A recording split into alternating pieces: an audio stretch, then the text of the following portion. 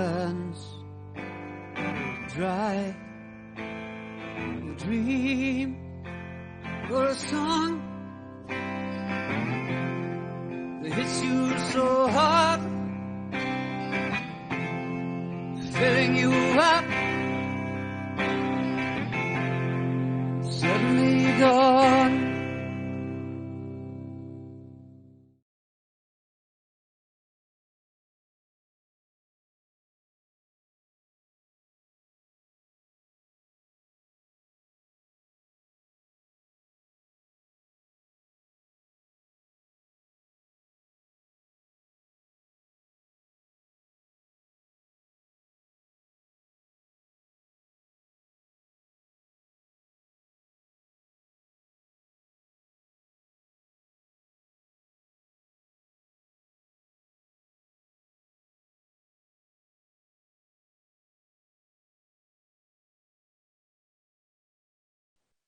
Oh. Hello, Internet. Erin did not stuff me up this time. Thank you, Erin. Welcome to a very special event, our last event for our fundraiser, our Rainbow Railroad. Before I get started, let's do an acknowledgement of country for the Australians here. So I begin today by acknowledging the the Wurundjeri people of the Kulin Nation, and the traditional custodians of the land on which we meet today, and pay my respects to the elders past and present. So let's hand over to Lauren to do the land acknowledgement for the Americans. Yeah, so from the Americans, we would like to acknowledge that we're speaking from the traditional ancestral lands of the Duwamish, the Fernandino Tataviam, the Archaic, and the Hohokam people, and we honor with gratitude their sovereignty and stewardship and aspire to uphold our responsibilities according to their example. Perfect. Thank you, Lauren. Let's introduce all these fantastic people. We have Lauren Urban joining us today. We have Lee Goldberg, a fantastic pancake artist that he is. The usual plebs, Lachie and Erin there. Hi. The awesome people that we get to join. Yes, exactly. And Hope LaVelle, thank you for running this campaign. Oh, sorry, one shot. Just casually letting you know it's a campaign. Yes, let's just keep going. Sorry, we're going to be playing every day. I didn't tell that before. Oh no! Before we get started, I'm just going to play a quick video by that Rainbow Railroad directed us to. Just to be aware, there is a content warning at the start. So if you want to go for a walk for 3 minutes, please do. All right.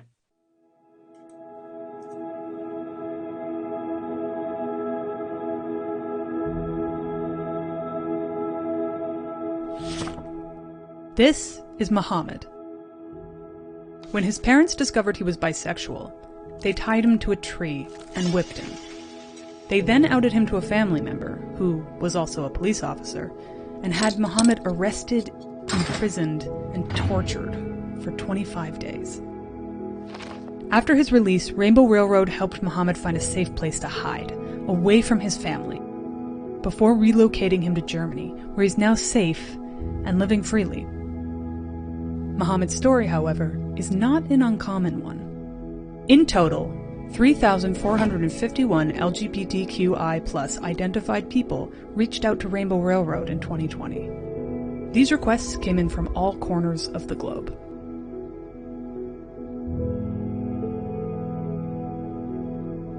From people with diverse sexual orientations, gender identities or expressions, and sex characteristics.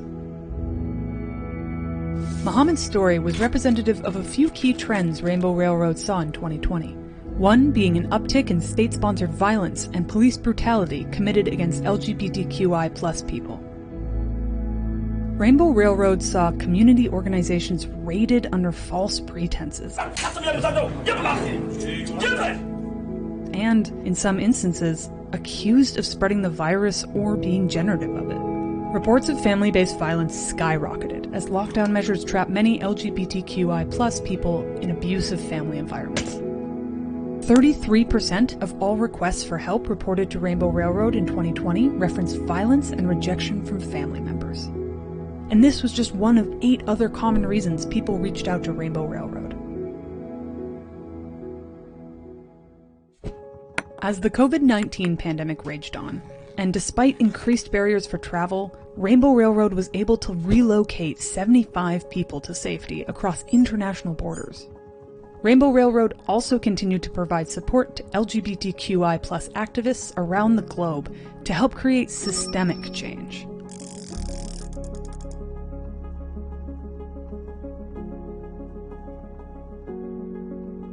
Through this all, key investments in monitoring systems were made, which allowed Rainbow Railroad to collect something desperately lacking in understanding the state of global LGBTQI+ persecution: data. Data that is used to understand emerging trends in persecution of LGBTQI+ people worldwide, so that programming can be adapted to meet changing needs. Data that is essential for Rainbow Railroad to continue its mission of finding safety for LGBTQI+ people by whatever means necessary. And all of this couldn't have been possible without you and your ongoing support. To learn more about Rainbow Railroad's activities in 2020 and to get involved, visit our website.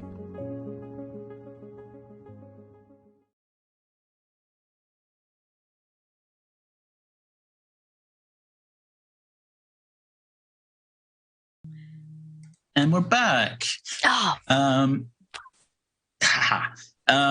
So we actually have a first donation. Thank you, Fallen Angel Ridian, donating $30. Yep. Thank you so much for the donation. What we're going to be doing is we're going to be rolling on a D100 table for every donation that comes in. And it is a really awesome, slightly magical trinkets table. So whoever I roll for will get a magical trinket that they may find use for. amazing. I feel like one of those old game shows. Tell them what they've won! Yeah. Spin that wheel! I think we're ready to get started. Hope, I'll hand it over to you. All right. Once again, guys, thank you for being here. Thank you to all my wonderful players. This is the hunt for the golden beetle. Dun, dun, dun. Woo! So, you guys are an established party, whether you think so or not. We're going to learn about your characters in a moment. But you have been called to this humble little town on the outskirts of the plains, pretty far away. You guys have made your way through quite a bit of travel, and you're coming up upon the town. And as you do, I'd like to take a moment and talk about an encounter that you guys had in the middle of travel. You guys came across 3 hill giants, and they stood in your way. Tell me about the confrontation. Did you fight? What is one thing that your character did in this confrontation, whether it be fighting, whether it be talking, whatever it is, that can help us learn a little bit about your character? So I'm going to start with Ace. Tell us a little bit about your character and what they did in this encounter. Ace is a Tabaxi wizard. He's very shy and anxious, and he was absolutely terrified of these hill giants. So he basically hid behind Sorumar and cast protection spells on her, while kind of wishing for the big scary things to go away. All right, very good. And David? David stood side by side with a version of himself that looked way more prepared for this encounter than he did. It is his fire spirit. He's a wildfire druid. And he kind of looked at him. He looked at his spirit kind of with a, we should run though, right? And the spirit's like, no, David, the time is now, David. So David just kind of was like, and then just pulled a fire sword out of his hand, and a wooden, like vines of wood on his arm, a tattoo that looks like just this really filigreed wood on his arm basically popped off of his arm and into like a shield around him, and he reluctantly cut down some giant. Great. I love it. All right, Trixie. Trixie would have turned her tail towards the demon, lift up all three tails, do a massive fart, and then a fog cloud rises up and just sits at their head height so that they have disadvantage in attacking us, but we can still attack their ankles, and then would have just run away laughing. Can you describe what Trixie looks like?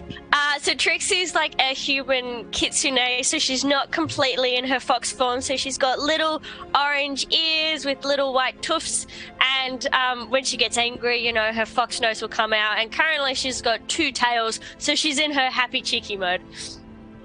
A little bit like Tails from Sonic the Hedgehog, so, you know, zipping around and flying. All right, Sorumar.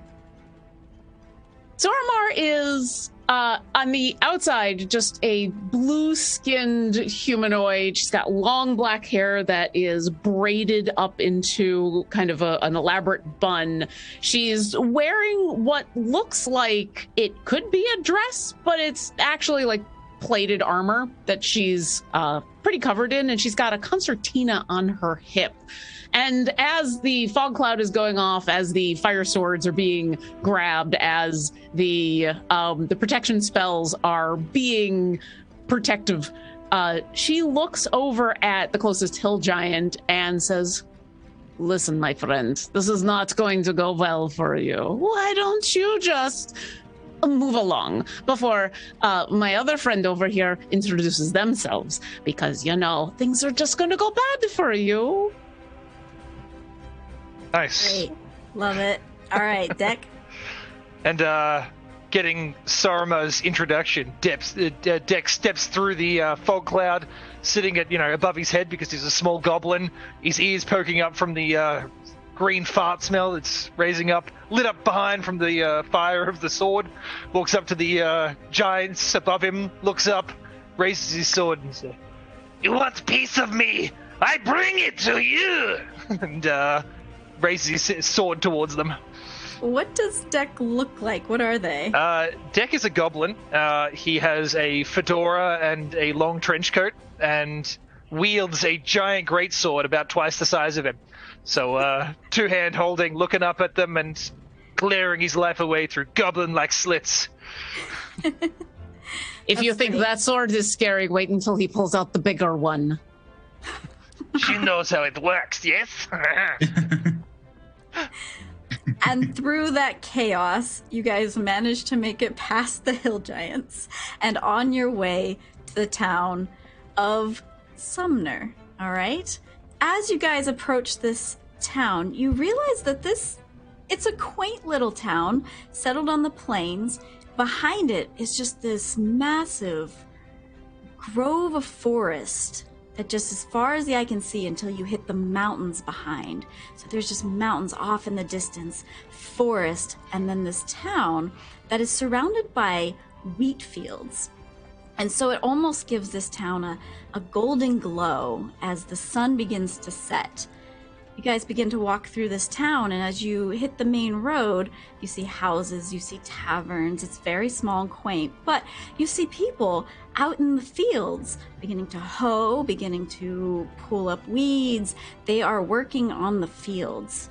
And you see people waving at you guys, some people in awe of like, oh, we have visitors, people from the outside. We don't get visitors very often. You see little kids, and the kids go, hello, hello. Deck, looks up at them. What do you want? And this child runs up to you, pulls something out of their side bag, and I need you to roll a D100 for me. I was like, he's got a gun! 39. So with a 39, and this comes from our beautiful donation, thank you so much, you get a slightly magical trinket. A 39, he hands you a snow globe that causes snow to fall for a couple of seconds in a 5-foot radius when you shake it. Do you want to build a snowman? My personal flurry! He looks at it and, get out of here! And then, continues to shake the globe constantly as we're walking. You have a fury of flurries, I see.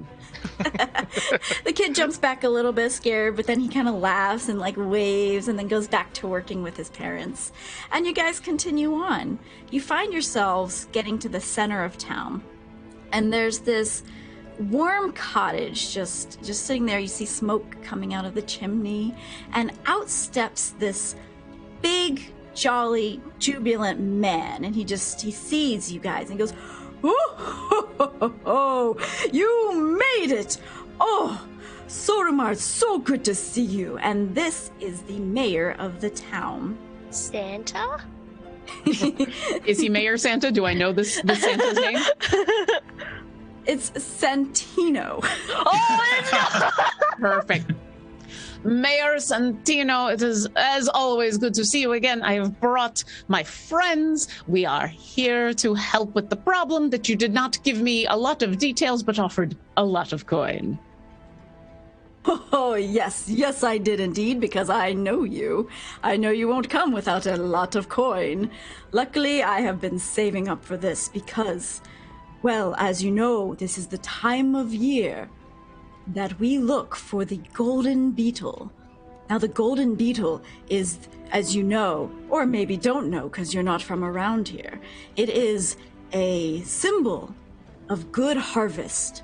And when this one golden beetle comes around this time of year, we all as a village will go out into the forest seeking it out, because without it, we will have bad harvest and have a hard time making it through the winter.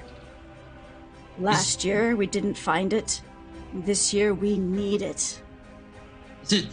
Is it scary? Is it how big is it? Oh, I would say it's about the size of your palm. It is quite big for a beetle, but don't worry, it is harmless. In fact, it is good luck to find. Deck leans over towards Trixie and says, by the size of his gut, I don't think he had too much trouble finding his own harvest. Now I'm gonna roll a perception to see if I heard that. Nope, he didn't hear it. Okay, good. By the size of... No. But as you can see, and he kind of gestures over to the forest, and you notice there's something a little off about this forest. It looks sickly, dark, overgrown. As you can see, this year, something has gone terribly wrong with our forest. We are too afraid to go inside. Anybody who has tried has just been forced out in a sense because it's just too scary in there. And that's why we have called you, for we need to find this golden beetle. But we just can't muster up the courage. We are just simple folk here.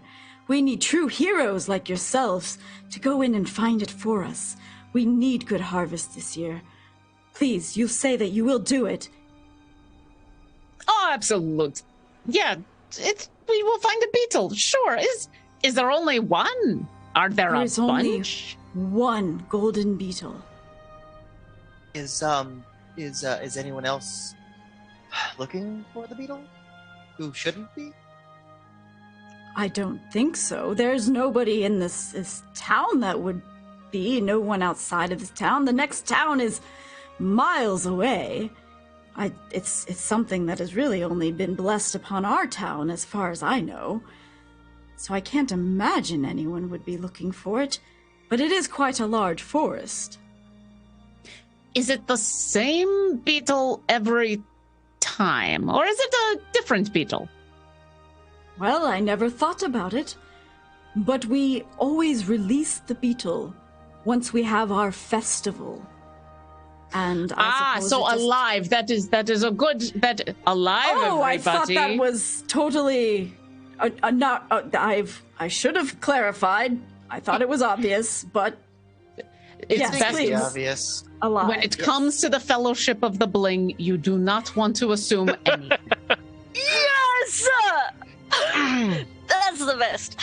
Speaking of bling, I almost forgot. I will pay you, as you said, half up front. And he pulls off a little bag, and he shakes it, and I grab it. You grab it, and you'll see that you have 50 gold coins inside. Oh, yes. And of course, there will be more when you return with our golden beetle. Does this beetle respond to anything in particular? Does it have a name? Does it like strawberries? Do you call to it in a certain way? Anything that might entice it to come closer? No. The golden beetle is drawn to those with a heart of gold. Oh, dear. Deck pulls out a cigarette, puts it in his mouth, starts patting himself down. All right, so only David can find it. David snaps and lights your cigarette. I'm gonna put the 50 gold over my heart and be like, well, kinda. That's smart thinking. I swear to God, Trixie, if you lose that again, I'm gonna be so mad. You already owe me a lot. One time, get over it already. Yeah, one time, and I still haven't got it back. Okay? Talk to my lawyer. We're very good at pretending we have hearts of gold. Don't worry. I only am going to worry a little bit. Is there anything we should know about it, like how to find it, or like where in the forest it might be? Once again, I'll say follow your heart, but Nice. that is And, usually how we find. It's like an Easter egg hunt, and usually it is quite easy when the whole town can go in, to cover more ground. But I have faith in you. And may I ask, how long has your forest looked like it's shriveling up and dying? It's been about a month now.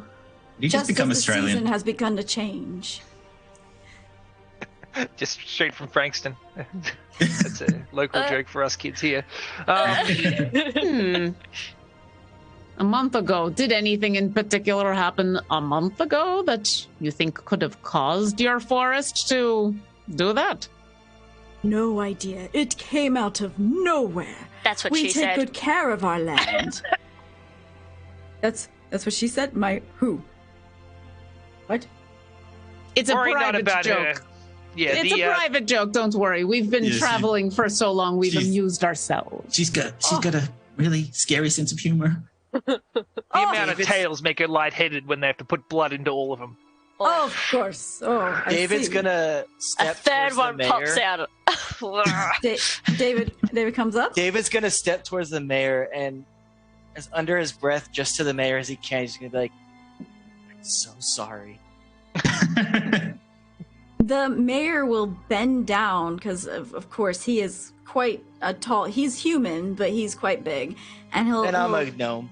yeah. And so he'll get on one knee and he'll kind of look at you and put his big hand on your shoulder and say, "I think you will find the golden beetle for us." And then the spirit, who's just kind of pops out like, "Of course, David will. He is the heart of gold." And Dave's The mayor kind of jumps back a second, saying this the second you kind of come out and says, "Oh, I knew there was something about you."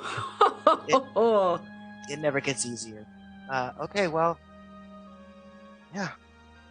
I'm going to interrupt briefly there that we got a lot of donations here. Wow. We got a $50 anonymous donation, and Fallen Angel Ridian, who we love so much, just gave us 5 $10 donations, an item for each of us. So, before you go, it is customary from our town to give everyone a gift before you part. So, everyone roll a D100. Ooh. And I'll start, I'll go around, you guys just hold your number, and I'll start with Ace. On the rainbow dice, 92. A 92. You see the mayor goes over to, he grabs a little side bag and he pulls out A clay spinning top in the shape of a dancing woman. It softly sings a sad song when spun. Say that 10 times fast. That is actually you. genuinely creepy. It is kind of. Thank you. I do find it a bit scary, but I'll keep it. Thank you. All right, David. 34. 34.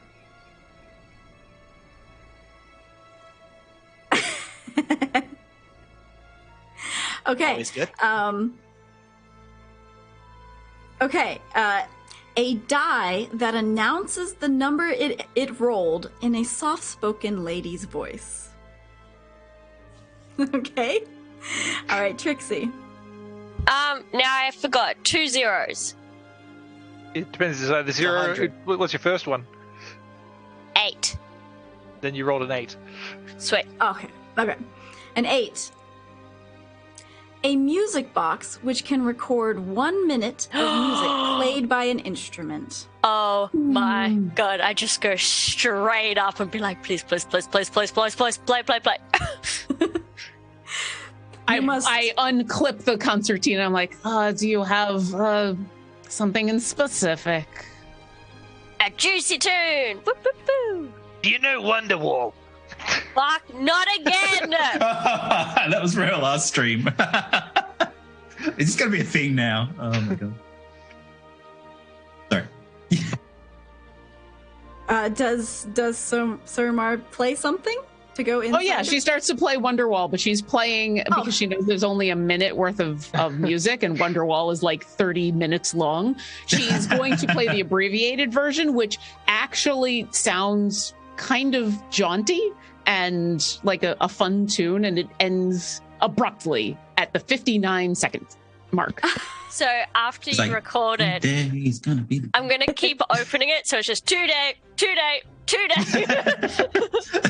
They're rolling the dice. 2, 2, 2. She doesn't sing along. It is just the concertina playing. So it's it's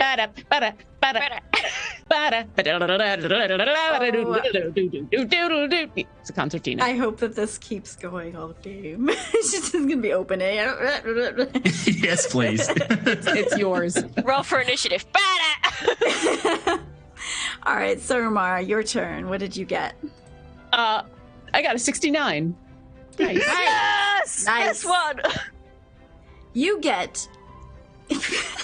The mayor goes to the side of his house and he kind of pulls out a loose brick and he comes and he hands it to you. And he says,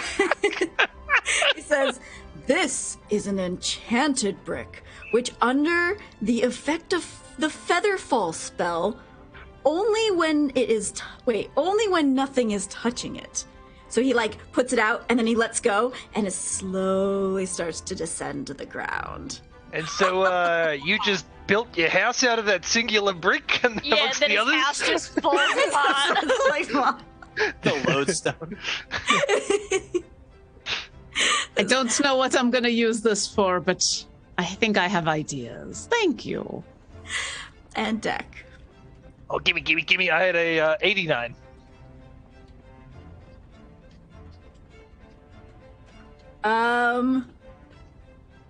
Okay. You have he pulls out of his bag a small golden fork that turns into a spoon when tapped against any surface. So what, you want to fork me or spoon me? This is really awkward. I mean, I'm going to stick with the kid snow globe, thanks, and he'll pocket it anyway. And then he leaves never over to know. Sorumar. God, I wish I've I- heard that those things are called a spork. And you never know when you need a spoon. It's very important to always carry one, I say. Okay. Well, thanks, Santino. Much appreciated. Can we leave? This is really awkward. I'm not good with gifts. I got nothing. Of course, let you be on your way. And please, be safe out there. And I pray you find our golden beetle. And for that final donation, I think we have another donation. I will have someone draw for that later. I love it. Okay. Do you guys, what are your last moments here in the town before you move off, if anything, or we will go? I want to take a... Go ahead. Oh, I just the spirit is whispering something into David's ear, and he's like, "No, there's no time. If there's no rush to go right in, it'll take a while, but I might be able to help the forest. I think. I don't know. Probably not, but maybe. I don't know. Probably not. Maybe." There were a lot of qualifiers on that, my friend. Why don't you tell us what you want to do, and let's see if we can make it happen. Okay, well, the fastest I've ever been able to do it, and I'm working on it, 8 hours. But I can revitalize some of the plant life, maybe? I don't know. But bad idea. It was a bad idea. It is a bad idea. I mean, we're not getting paid for that, so you're just wasting your time. It's a very good idea, but I don't know whether that will necessarily help us. It kind of seems like we should find the beetle and then revitalize the forest. I agree. Or find the beetle and leave. We are probably going to find the beetle with whatever is actually causing the forest to be like this. It seems too much of a coincidence, right? So hold on to that good idea until later, and then, and I'm assuming we've kind of walked away from the mayor, and so I'll just kind of lay a gentle hand on your shoulder and quietly say, and then tell the mayor how much your services as a very expert druid will cost to revitalize the land. Probably about he would never charge. Why shouldn't he charge? You should always be paid for your work. Never be a druid for exposure. You know what happens with exposure? Druids end up out in the woods and they look like this. Or never be a druid's also an option. Yeah, but it's too late for that, my friend. So I've got an idea with this forest. If we burn it down and then there's nothing left, hopefully in the middle of all that carcass and ash, it will just be the beetle. Problem solved. Some real heart of gold thinking right there. They did mention that they kind of want it alive, though, so... Also, I believe that is also a plan that might take 8 hours. Does anybody have a plan that may take less time than that? Well, I mean, we could just walk in there and kill whatever comes in our way and pick up the beetle and leave. Problem solved. Easy done. Into the woods. Speaking of into the woods, have we come to, like, the edge of the forest? Sure. I want to take a moment and, like, stand right at the precipice and give this forest a really hard look. And basically, I'm trying to figure out, is this something magical? Is this something mystical? Is this something Feywild related? Is this Can you give something... me an Arcana check? I mean, I can. All right. 11. You kind of get the sense that this could be magic. With your understanding of how maybe Fey magic works, or the fact that this is kind of unnatural, the fact that this beautifully grown forest suddenly decided to become sick. You could maybe sense that there would be some magic involved, but you're not too sure. You don't see the exact signs of magic here, unless you'd like to detect magic. Oh, I'm thinking about it. I'll look over at my friends and say, I'm just going to be mothering to myself for a little while, and I'll start playing the concertina, and I'm going to cast Detect Magic, but I'm going to do it as a ritual. Actually, and how long does that take? Actually, I don't think I could do it as a ritual. Never mind. Hold on. Detect Magic's a ritual. Yeah, but I am not the kind of person who can cast ritual spells. Never mind. If I have a sense this is magical, and I'm just going to go with my gut. If you keep that Juvie going, I can cast it as a ritual.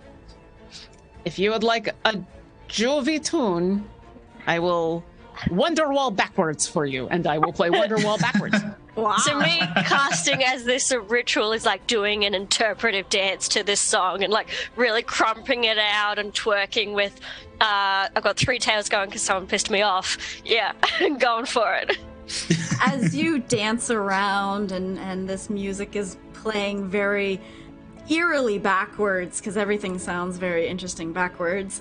As you dance around, you start to notice a soft blue mystic glow to the forest. This is an indication that you know well as this being magic.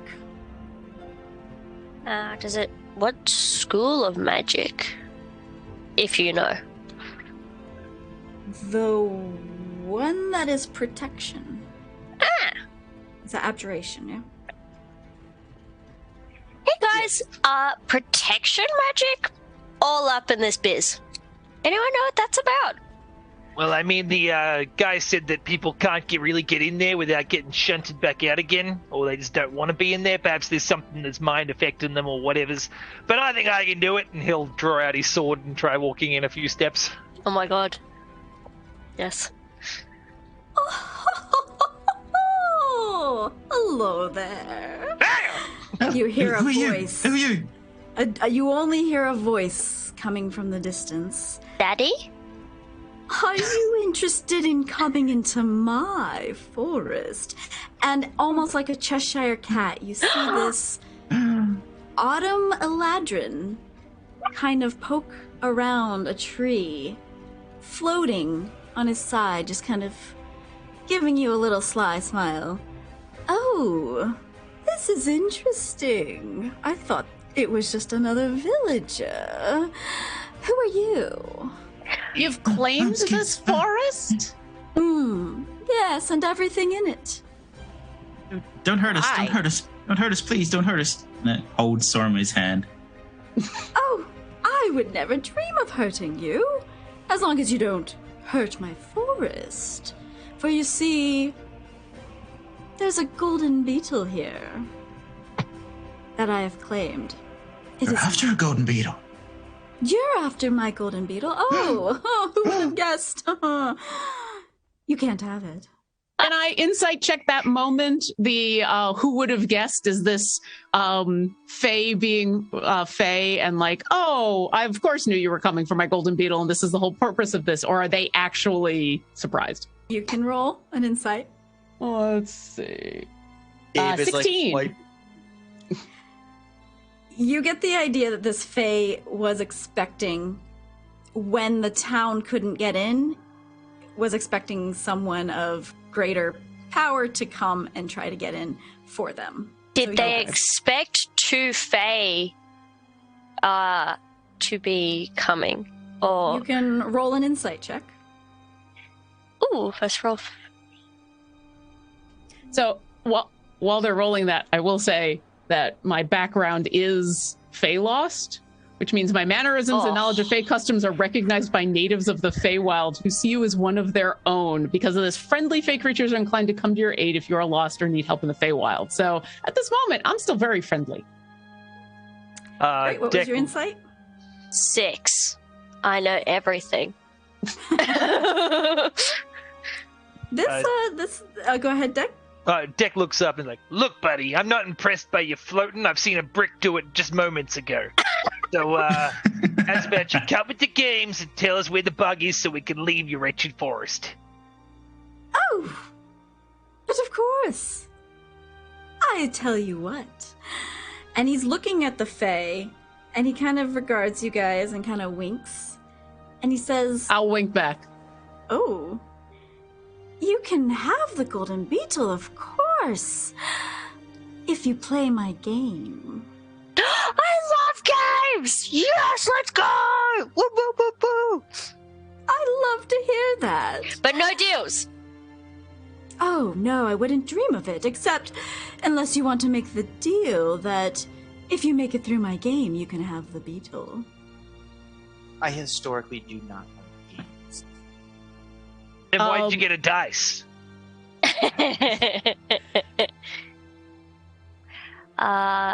Guys. Before we play a game, I am curious. How come your forest seems dark? Which court are you from? Oh, the Autumn Court, of course. Oh, I thought it was the court of buttholes. Oh, that's why? later. Do you know them well enough? Nice one. How do the other animals and trees in this forest feel about this being your domain now?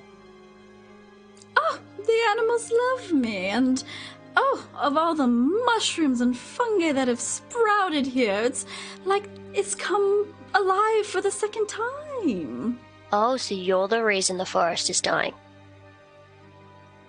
It's not dying, it's just growing in a different direction. And I'm going to say in Sylvan a little bit louder so that if there happens to be any animals nearby or trees that are listening, I'm going to say in Sylvan and see if this Eladrin actually recognizes it and says, and did you play a game with the people in the forest, or did you just claim it like a conqueror? There was no one to play a game with until you've come along. I put my hand on one of the trees and lean against it and say, oh, you're not very good at the mortal realm of trees, are you? Are you trying to intimidate? No, at this moment, I'm just kind of trying to needle and see if this Fae will drop more information. Give me a persuasion check. Okay. Yeah, because at this moment it's like, oh yeah, you took over this forest and you say that you're helping it and you don't even know how to talk to the trees. It's only a 14. With a 14, and with the fact that you are Fae and very friendly, I will say that he floats down close to your face, still floating in the air, and just kind of looks at you and says, you of all people should know how boring this mortal world can be. I'm just having a little bit of fun. I mean, I can understand that. A little bit of fun is good. But before we go about this game, would you give us your name? Why do you need my name? Oh, I need to know if we accept your terms, who we are addressing, and I'm assuming you're going to want something from us if we lose. Oh. Well, now that you mention it. Oh, great, now you made her think of that. Smooth work, Sorumar. I don't even look at it at them because I knew. Deck had no idea. What would you offer me in terms of you losing? You can have the Goblin. Or Trixie. You can take your pick. Either way, we get separated. Doesn't sound like a bad deal. You can have this statue that sings. Oh, look at this one. I like them. How sweet. Thank you. I will take it. Thank you. Are you going to give it to her? Yeah. Okay. You hand over this thing. She regards it and she kind of like looks at it, and I forget what it does. It sings, right? Sadly. Yeah. Sings sadly. Spun. Yeah. And spun. That's right. He has a spinny thing. Yeah. Okay. And so she does, and it sings this very sad and eerie tune. And you kind of see that the Eladrin kind of gets lost in it for a moment, and then shakes out and says, "Thank you. This is going to come in handy." What? No, you don't get it yet. You get it if we lose. Hand it back. But I already have it. No, she can have it. It's scary to me anyway. Oh, we're fucked up. Damn it. I'm very disappointed. You still have not given us your name. What manners do you have? Have you been gone from the Fey Courts that long? Maybe.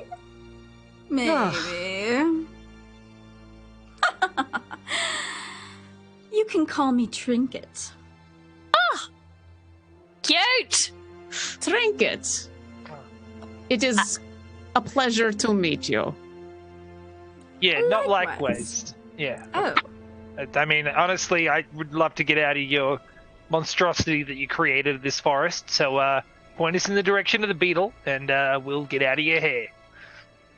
I still haven't gotten what I get if you lose. Well, I you're told you. holding it, and we fucked No, up. you get Trixie. We've discussed this. It's fine. Yeah, Trixie can have about- Trixie. How about him? And she regards David. He's being very quiet. My lighter? I'm like sweating. I'm sweating flower petals. There's nothing special about David. A little flower like sprouts up as you hear this. It's just like, bloop. I see great fate in you somehow. No. No? Fine. We'll see when you get to the end. I actually believe in you.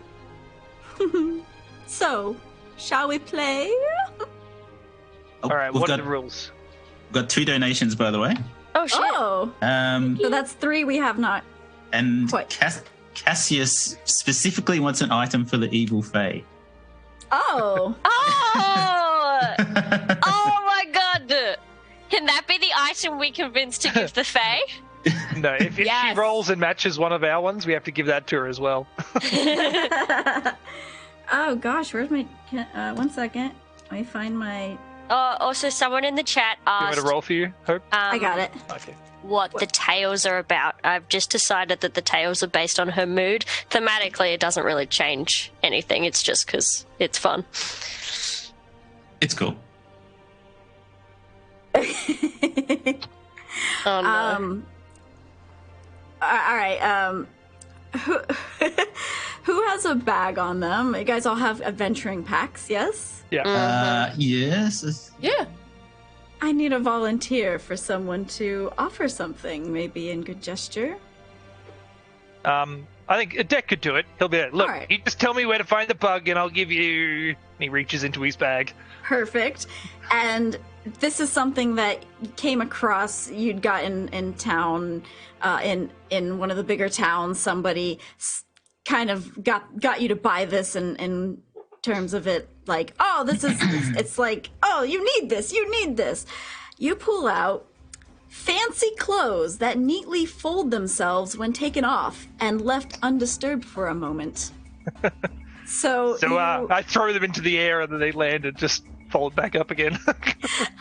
for me, Well, I mean, I saw what you're wearing. It looks like you've been in the woods for a little while. she grabs them and she holds them up, and they're goblin sized. That you only get if we lose. No, she can take them. I'm sick of that loincloth. You guys are so sweet. Look at all these gifts you're giving me. God damn it! Do you guys not know how negotiations work? And yet there has been no reciprocity No. yet. Very well. I do have a couple trinkets of my own you can have. Actually, I'm quite known for it. And I'm gonna roll a d6 to see who's gonna get this. All right, 3. Trixie. Oi! Hey. Roll a d100 for me. And how many did we? So we did one. The one that was specifically for me. Yeah, and, And there then we should be have- one more. One more after this. Guys. Yeah, yep. What'd you get? 69 again, baby. All right, re-roll Damn. so we can get you something new. 55. All right. So, out of this backpack that the Eladrin has, pulls out. I'm actually quite fond of these, and I think you will be too. And she hands you fancy boots that magically change color to fit the color scheme of the rest of your outfit. That's Oh, my God, Bad. I genuinely wish I had Awesome. those God. in real life. I mean, Yeah. one pair of boots and all your outfits match? Sounds fantastic. And What one more. What I'm going to What's that? say is she puts on the boots and they turn into like little foxes. They look like fox slippers Aww. that you used to get from Kmart. Like you have clawed feet and stuff. That is perfect. That's awesome. I love your sense of style. And then we're gonna go with 5, which is deck. Oh, me. Yes. In exchange for the Mia. clothes I get. Yeah. I feel this is very accurate because you're the two that have been giving stuff, so a getting 90. something in return. A Yeah. 19 9T. 90. or 90. Oh, I need you to re-roll because that is the golden 89. spoon. Ooh. I got before 86. 86. For you. Something that suits you a little more. Here, have this. And you get an eyeball in a bottle. The color of the iris changes depending on which plane of existence it is on. Oh. That's awesome. All right. Thanks. I'll use it every day.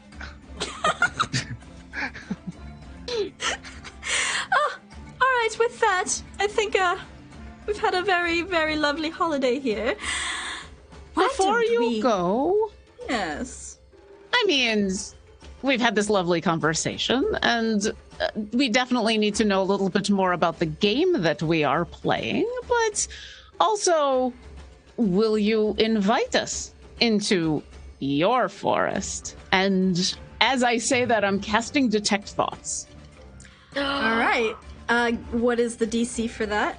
There's nothing. So as soon as I cast it, you initially learn the surface thoughts of a creature, what's most on its mind at the moment. As an action, I can shift my attention. And as long as I'm just doing surface thoughts, they don't know, and there is no roll. If I go deeper, then they get a roll. They get a save. Okay. So yeah, I'm going to ask about the game, and then I'm going to cast Detect Thoughts and see what they're thinking. The thoughts you get are excited. Just a sense of fun and wonderment. A sense of, I'm no longer going to be bored kind of sense. There's nothing super malicious about the thoughts. Okay. I'm going to be concentrating on this for a minute. Okay. So, I get that you want to play a game and that you're bored. And I get that, consequences for winning or for losing. But the village isn't playing our game, but if we lose, they lose their lives, probably. I mean, you gotta give them the beetle. They'll give it back. But I get it. You're magic and great and really powerful, I can tell. But we are playing. They're not. Don't kill them for fun. Right? I don't know, that's my thought. Dick raises a finger. Just one second to the Eladrin comes over, put his arm around David because they're the same height. And he's like, look, buddy, if we need to get paid and she just hands it over to them after we're done, I mean, dead or not, I'd rather we risk getting the money than risk not getting the money. So you be a good boy, keep being my lighter, and we'll just work on getting the money, pass the game, problem solved, all right? You cool with that? And he gives you a little slap on the chest. I'm never cool with it, Declan. I'm never cool. All right. I think you make a very good point. I mean, not like I care about the lives of humans and the town and everything. But you play my game, I'll think about it. Think about what? No, maybe you can have the beetle. I think if you can get through this, I will just hand it over. No ifs, ands, or buts about it. Are they telling the truth based on the detect thoughts? More so when they think about the beetle. Where do they picture it? What do they picture? Is it? Do you get that in surface thoughts?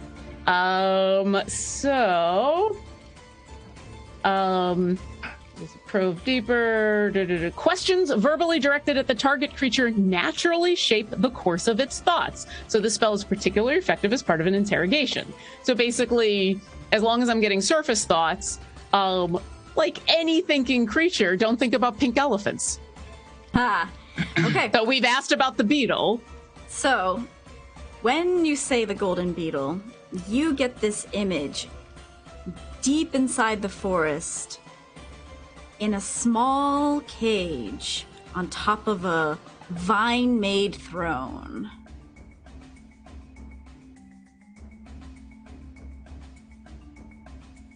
I'm just continuing to let my friends chat with the Fae as I'm listening and keeping an eye on their surface thoughts. Let's get this ball rolling because, time is money. And as we've established, David's trying to give it away.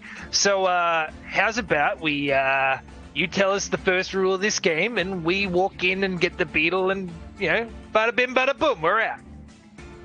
Beetle bim, beetle boo. All you have to know is you must figure out the riddles, and if you don't, there are consequences. Until you do, and I will be on the other end, waiting for you.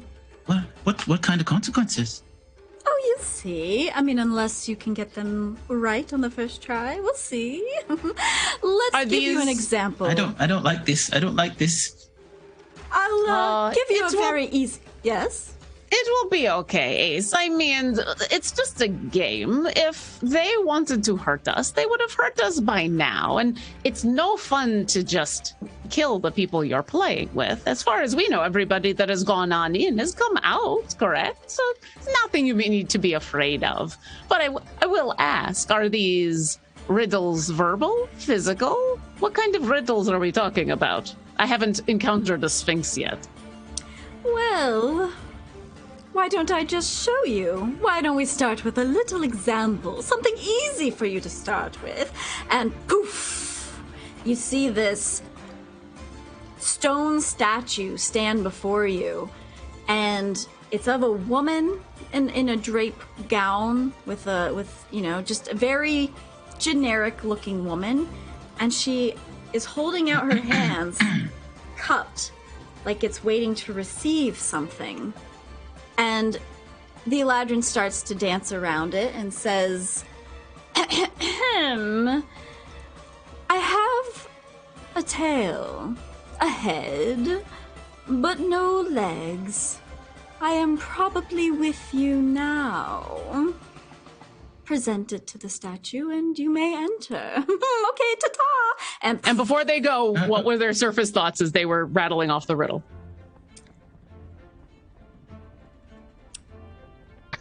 I can't wait. They're gonna do great. Aww. But they don't actually think of the solution? Nope. All right. This is a really easy one. We just take my sword, we cut off Trixie's legs and most of her tails, and just sit her in the palms up there. Problem. No legs, and done. Head and tail. Perfect. Trixie, get up there.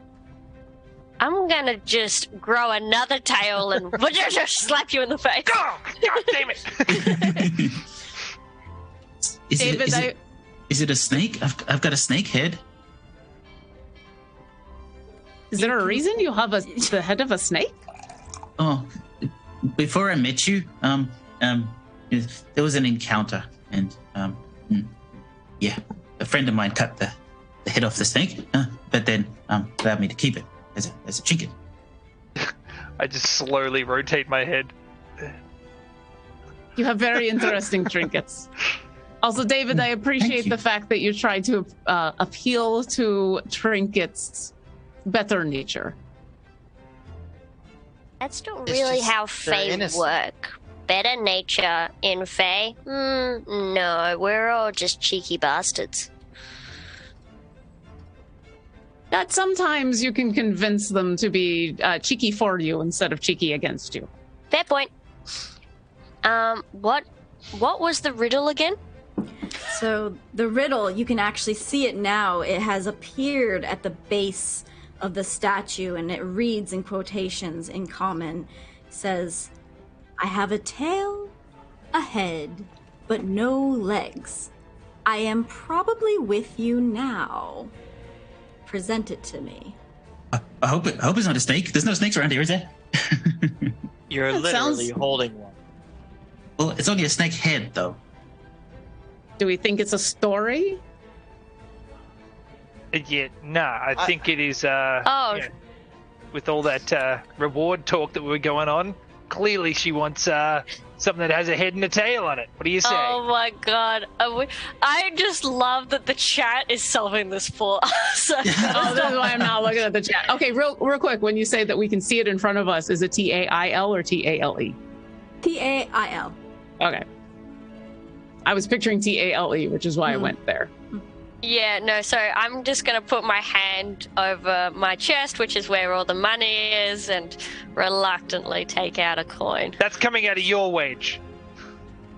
All this is my wage. I don't know what you're getting. What do you do with the coin?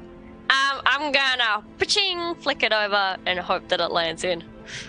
Okay, roll me a sleight of hand. Whoosh. Okay. I've made my character correctly. I should be able to do this. I believe in you.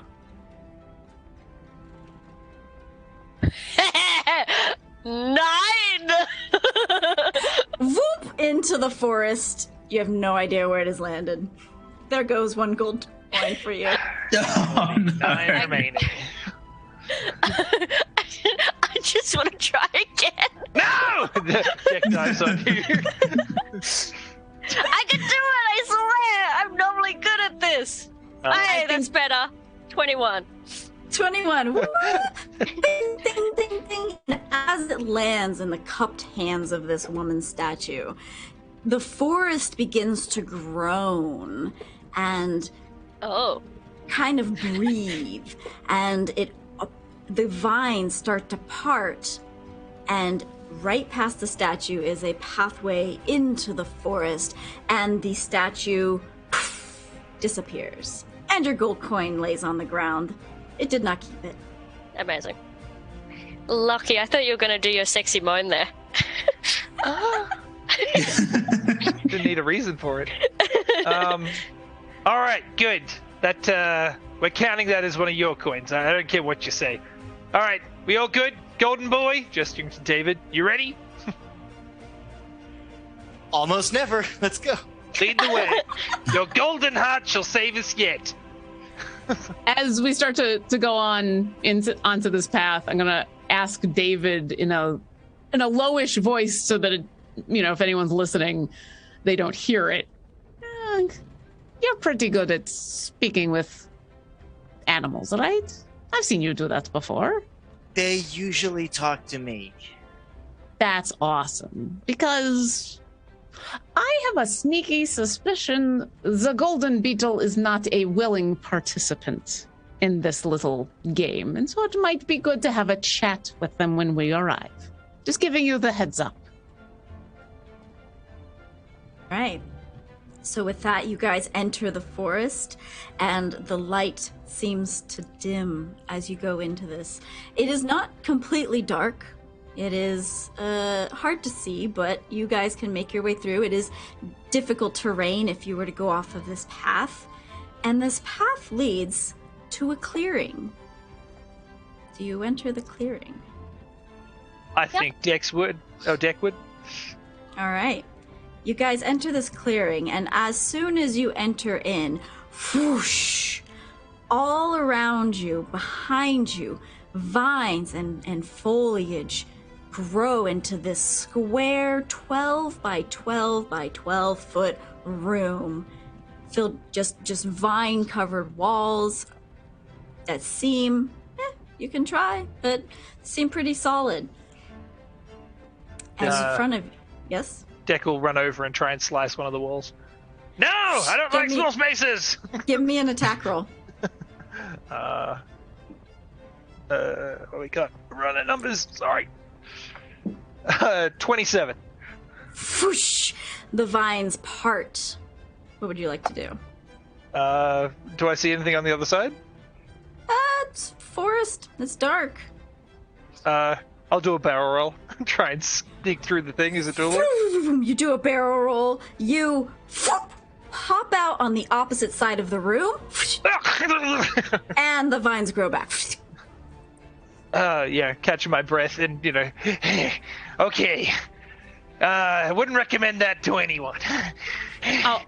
I'll call out, hoping that Deck can hear me through the vines and be like, oh, very lovely, very nice. 9.5 on the roll. You're going to give a just keep an eye out for us while we solve this puzzle? No, I'm back in this cube, aren't I? So when you went Yeah, I like went a through portal, one side and came out the other. it came out the other. Oh, I thought he actually got outside. No, that kind of works because you could be talking where he disappeared and he's on the opposite end. I will still applaud and give you a 9.5. Very nice. Very, very good. We can try it again synchronized. So, is there anything else in this cube with us besides for vine walls? Yes, absolutely. You see part of this clearing and part of the walled off area, it didn't quite cut off a bit of a brook. Just a pebble brook. And there's a tree that's kind of also within the walls. It's an old tree, and there's mushrooms and fungi kind of coming off of it and around this pebble brook. On the other side, you see some bushes with berries, and so it's not quite like a clean room. There's grass, and there is, fireflies in the air, and there's a canopy of trees that is still getting light in, so you can see quite well. And There are on the fireflies? opposite, There's fireflies in here? There's animals in here? no animals, but there are insects that kind of buzz around, like gnats and stuff. Just the natural forestiness. And on the opposite side of this room, you see another statue. And what does this one look like? Would you like to go investigate it? Do I got to cross the brook to do it? No, the brook is kind of off to the side. It's a straight shot of 12 feet. I'll give my companions a little bit of a look and say, nothing ventured, nothing gained, and I'll walk on over. All right, so are you just trying to get a first off, give me a perception check. Sure. It's a 16. All right, 16. You see the statue. It is of the same style of woman, very generic, holding out their hands, cupped again as if to receive something. But this statue is a little darker of stone. It's not quite the gray stone they see. It's more of like a dark gray stone, so it's just a little different. And at the bottom, another riddle. And it says in quotes in common, "What breathes, consumes, and grows, but was and never will be alive." I'll read that out to my companions so that everybody hears it. Apparently all of these are verbal. I was kind of hoping for some musical ones. No, not my strong suit. Look, it's quite easy. I think it wants us to cut off Trixie's legs. I got you again. What would you like to do? If you keep saying that, at some point, Trinket is going to make one of these actually be that we need to cut off one of her legs. And then, you're going to have to actually do what you keep saying you want to do. And I don't think you want to do that. Well, I mean, one less trinket means one less split of 5 ways. Yeah. Let's just keep that in mind. And David? also, you don't get the thing that you're looking for. Yeah, that's very true. But I mean, Keep if I that keep in her head mind. alive, yeah, it's all right. We'll think about it. But let's focus on this riddle. Can you say it again? Sorry, Hope. I was gonna say, Absolutely. would you mind putting it in chat? Absolutely. In our chat. Yes. I don't really want chat. And to that note, chat, be kind, and if you think you know it, don't throw it out, so that these wonderful players can try to have a go at it. See, my problem is that I think Lachlan knows it, but I don't think that Deck would know it. But fallen angels been my saving grace for this of what the answers are. You're an investigator, right? So Right. You are an investigator. I'm an investigator with an intelligence of 10, so just above average. It doesn't mean that you wouldn't know how to look around, find clues. Is it fire? And riddles are not necessarily intelligence-based. A lot of them, especially depending on what they're talking about, they could be, streetwise, they could be history, they could be a bunch of things. People think fireworks? I think fire's a good guess. All right, if you think that, then Dick will, pull out a cigarette. Lighter, light me up. Why don't I just light it? Well, you could do that too, but either way, I still need a light. I'm gonna firebolt you. No, try and get the light up, but also sorry, charcoal you as well. So I'll this is like the one thing that Dave has actually like mastered is some of the fire aspects of Druid craft. So he'll kind of put his hand over it and just sort of be like, light the cigarette, and then just do that over the bowl and light as if a small campfire. It's like it's a spark of flame. And as that flame starts to burn, it is consumed by this statue, and the statue disappears, and a curtain of vines opens up, and a pathway leads you out. Look at me now, Dad. Not so dumb. Nice work, David. You're worth your heart and gold. Trixie, you did it. You did it. You did it. Very nice job. I want to go to the fireflies that are there and speak with small beasts. Just be like, I can communicate simple ideas, and I'm just basically communicating just keep an eye on it. Basically like alert me if there's impending doom or danger. Give me a persuasion check. Can I use or a nature check? I have no charisma, but I have some nature. I'm going to come over just before you roll this, and I'm going to give you a little pat on the shoulder and say, that was very well done. Thank you for taking care of that. I think the cigarette would have gotten the statue a little confused. And I'm going to give you Bardic Inspiration. Hey! And as a reminder, you can use it on attack roll, ability check, or saving throw. You can roll your d20 first and decide whether you want to use it. I shan't, because I got an 18. You still get the Bardic Inspiration because you're awesome. Thank you. So the few fireflies that are kind of just floating around as you say this, they kind of come together, and you've got about 3 or 4 fireflies just right there in your face, and you just hear this kind of buzzing whisper, and it says, "We will try, but there are things ahead that may keep us from that." And they buzz away.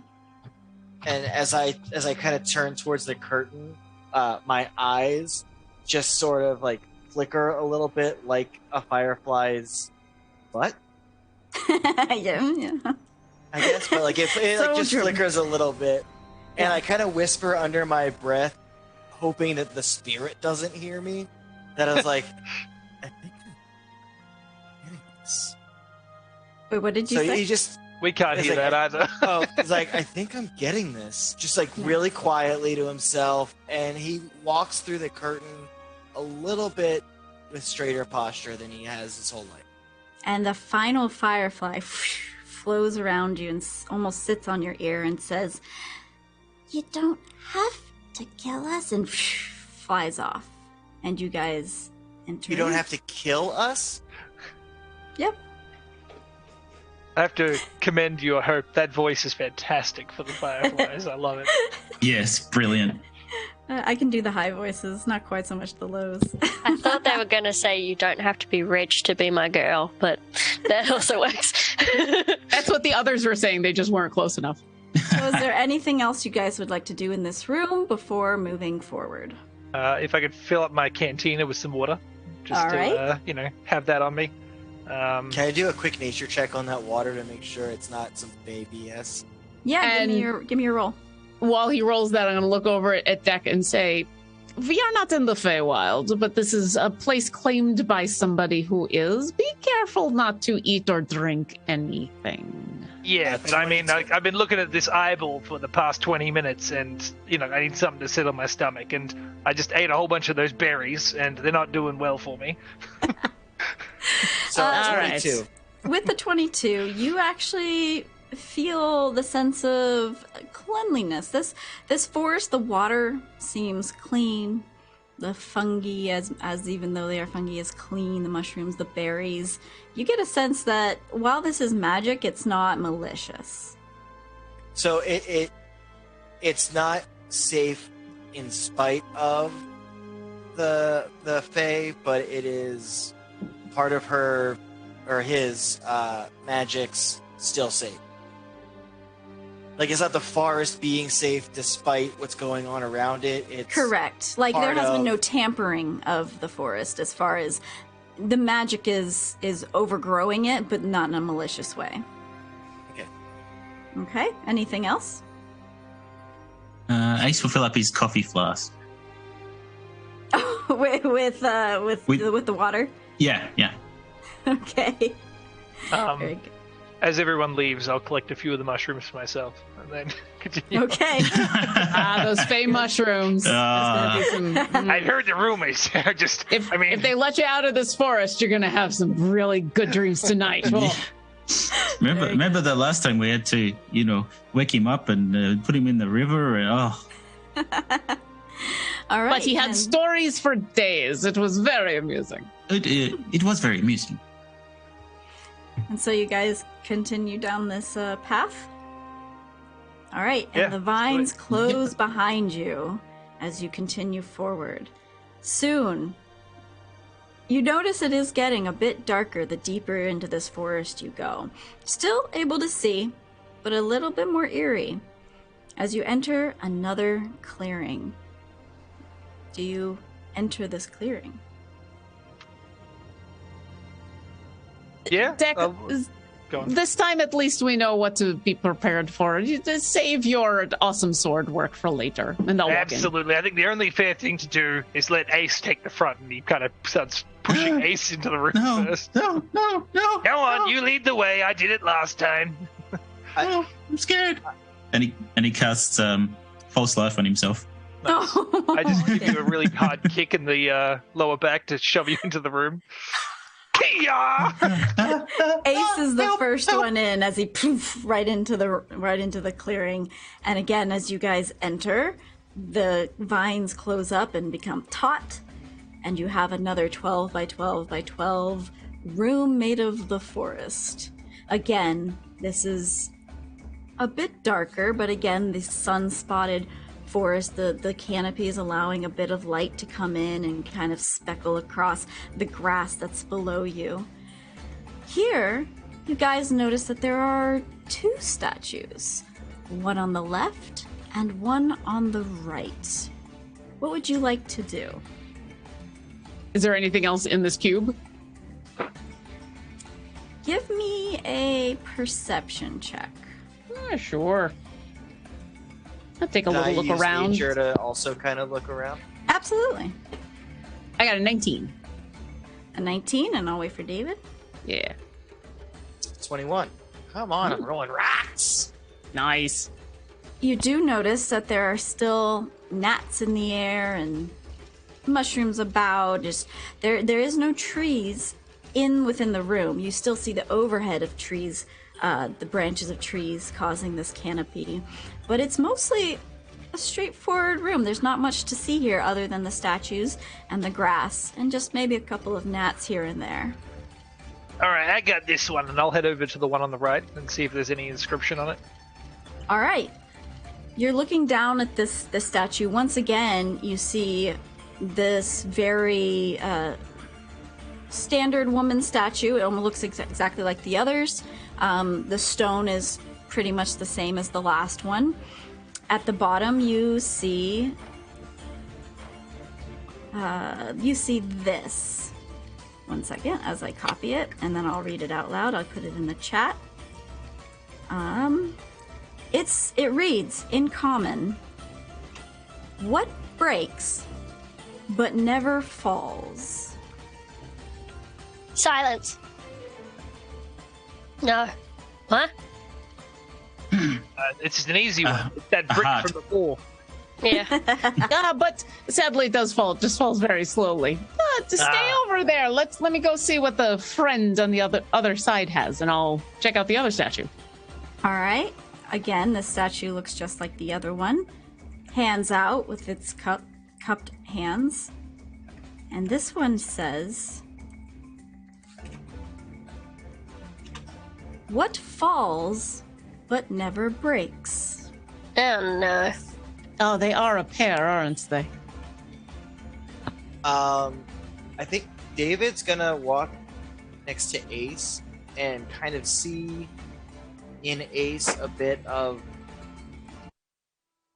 an earlier self, and he's gonna put a hand that's like gentle but firm on his shoulder and just goes, "I won't let anything happen." And then walks kind of in the middle of the two statues, kind of looking up. Well, do we think it is the dawn? Yeah, I For was both- thinking something to do with sunlight myself, but you know, I was curious about, how you'd word falls, sun it doesn't exactly fall. I mean, yeah. Well, Breaking they Dawn are- sounds like a really good book title. I'll use that for our next group name whenever we have Oh, an excellent name. And Sorumar will make a little notation. What would you like to do? Well, as I'm chain smoking right now, Deck will, continue to light up 2 cigarettes, one for each statue, and start inhaling both of them. All right, so I think the only option is to make one of these statues fall and the other one break. So someone give me a hand with this one, and he'll walk over behind the other one and start trying to... Someone, just give me a hand. I'm just going to grapple you with my 5 tails right now. God damn it, Trixie! You're making us fail! Us? I was going to see if you could even push it on over, but I don't think it's going to be that easy. Yeah, no, I think, is it like, it could be like night and day, or dawn and dusk, or light and shadow, like that sort of vibe. Are we thinking it's the same answer for both, or separate but opposite answers? That depends. Can we come up with one thing that works for both? Well, I guess it kind of contradicts each other if it does work for both. I was thinking what breaks but never falls. I was thinking heart at first. Dice goes, I can rip out my heart. Metaphor, my friend. Metaphor. okay. Not the real He thing. Not the needs real to thing. learn. Let him do it. Yeah. Sometimes you learn by someone teaching you. Okay. The reason I was thinking dawn is dawn breaks, but does not fall. But dawn falls. Does dusk fall? But how do we do dawn? Well, I've got this dish dawn so and bright dusk here. seem to be pretty good answers when you're talking about it that way. I mean, What about sound and silence? Because Oh, I know that song, and she'll start playing The Sound of Silence. Hello, you darkness, can my old fall friend. silent, as you play the Hello Sadness, I and take out my snow sound globe and breaks start through the making rain on me. sound. You doesn't work You beautifully. actually do play some music? Oh, yeah. If he says what sound and silence, I will start to play. Yeah, it's and I faster break than out it the should snow be. globe, and I And just make a off little in the raining snow distance- thing for me. Oh. And off in the distance, you hear, na na na na na na na na na na na na na, and the vines part just at the bottom a little bit, and you see, bloop bloop a small group of campestries sliding in. Of They what? have Of what? They're campestries. mushrooms. They're tiny little mushrooms. Oh Oh! my god. They're literally just mushrooms, but they're they're adorable. And they just come up and they kind of sidle up to your and you can see that they're all wearing little backpacks. Oh, it's so cute! And they look at you from way down under as you play your song and la la la la la la la. And I'll continue to play because it's attached to my hip, so I only need the one hand to play. And I'll look down at all of them and say, "Well, aren't you adorable?" Dick starts screaming out, "Ah! They've come for their brothers!" And then he starts clambering up Ace to try and get away. "I didn't kill him, I swear!" Wait, do you then need to stop for the silence part? I will stop playing and see what they do. I do feel like I got it wrong, just so you know. Aww, It that's doesn't so sound cute. like got it right. This sounds like you're on the right track. I mean, something happened. I'll say this in character. You're on the right track, obviously. You had a good idea. I don't think... Or, actually, I don't know. And I'll start playing again so they're all happy again. And then ask, Oh my God, friends. that's adorable. My friends, what brings you to our little 15 by 15 by 15 square foot room? Music, la la la la la la. Ace, Dick leans over to Ace and starts slapping him on the chest, like, "Kill him! Step on him! Kill him!" I'm gonna open up my music box, so now we've got Hello Darkness and Wonderwall mashing up together, and see if anything happens with They sync more up music. surprisingly well. I would like to say, as soon as Wonderwall sped up starts, Hello Darkness, my old friend, suddenly becomes a slightly different key, and I'm going to do Hello Darkness, my old friend in counterpoint to Wonderwall, because, hey, I am that good of a performer. You Hello see Darkness, more, my Wonderwall. you see more campestries start to come through the vines, just bouncing in, and just like soon you have this little crowd of these tiny little campestries looking up at you and just kind of bobbing along. Dick, did we all eat some of those special mushrooms and forget about it? You know, I've heard the tales of bards doing this with rats, but I always thought that was just a myth. Well, do any of you have any requests as long as I'm playing? I'm asking the campus but I will, if any of you have requests, I will take them. I'm thinking, should we grab one and put it on the thing and see what happens? I don't think you need to grab, and I'll bend down, continuing to play, and get as close to eye level as I can with these mushrooms, and say, "Oh, my friend, do you like the music?" Music! Dick tries to ratatouille Ace to pull him away from pull away to the back corner, away from them. Ah, what are you doing? Move! Get away! David, Trixie, would you come on over for a second? And would any of you like a better view of my performance? I'm just gonna pick up a handful and put them on me and see if I can fashion myself a mushroom hat.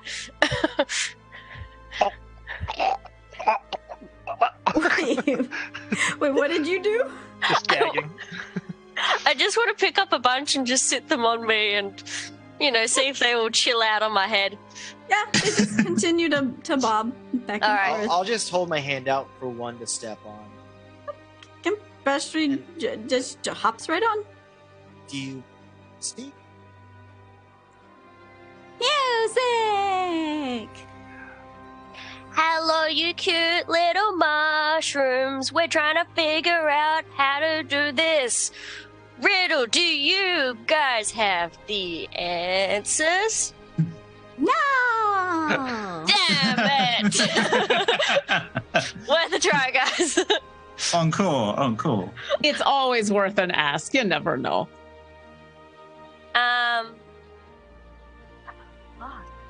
All right. So, what mindset are we on? Do we like something to do with sunlight, or do we like the dawn and dusk, or what's how are we gonna put dawn and dusk in their hands? Well, I think David had the right idea. And as I'm playing, the campus radio is still like, yay! Right? Yeah. I'll stop playing, and what do they do again? And they stop bobbing, but they're just hanging out. If you stop playing for long enough, I don't know how long you're going to stop playing. If it's just a couple seconds, minute. It like 5-10 seconds just to see, do they actively do anything, except does their demeanor fall? Just a little bit, like, oh, the music stopped, and then they kind of like talking to each other, and I'll start up the music again to make them happy. Yay! I feel like the mushrooms could just be a side effect of this forest. Well, if they are, they're very adorable. I disagree. Let's stop playing music and never play it again, ever, in risk that they come from anywhere to visit us again. They're horrifying. I don't know. I think I have just got a new fan base, and I'm very excited. They're adorable. Look at them. Dick, it's okay. Ace, you have any thoughts? Perhaps we should try sunlight. Does anyone have like a sunlight spell they can cast on the hands, or maybe we can make a hole in the vines in the ceiling to let the sunlight through. Oh, I've got light,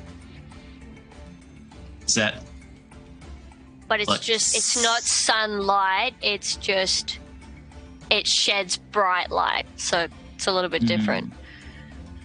I mean, All right, well, how's about you cast that in, like, right in the middle of the room? I'll stand on one side of it and cast a shadow up on this one, and then you cast a light on the other one. Problem which solved. one's which? Well, I think the one that says it falls but doesn't break would be the dark one, because, you know, dusk falls.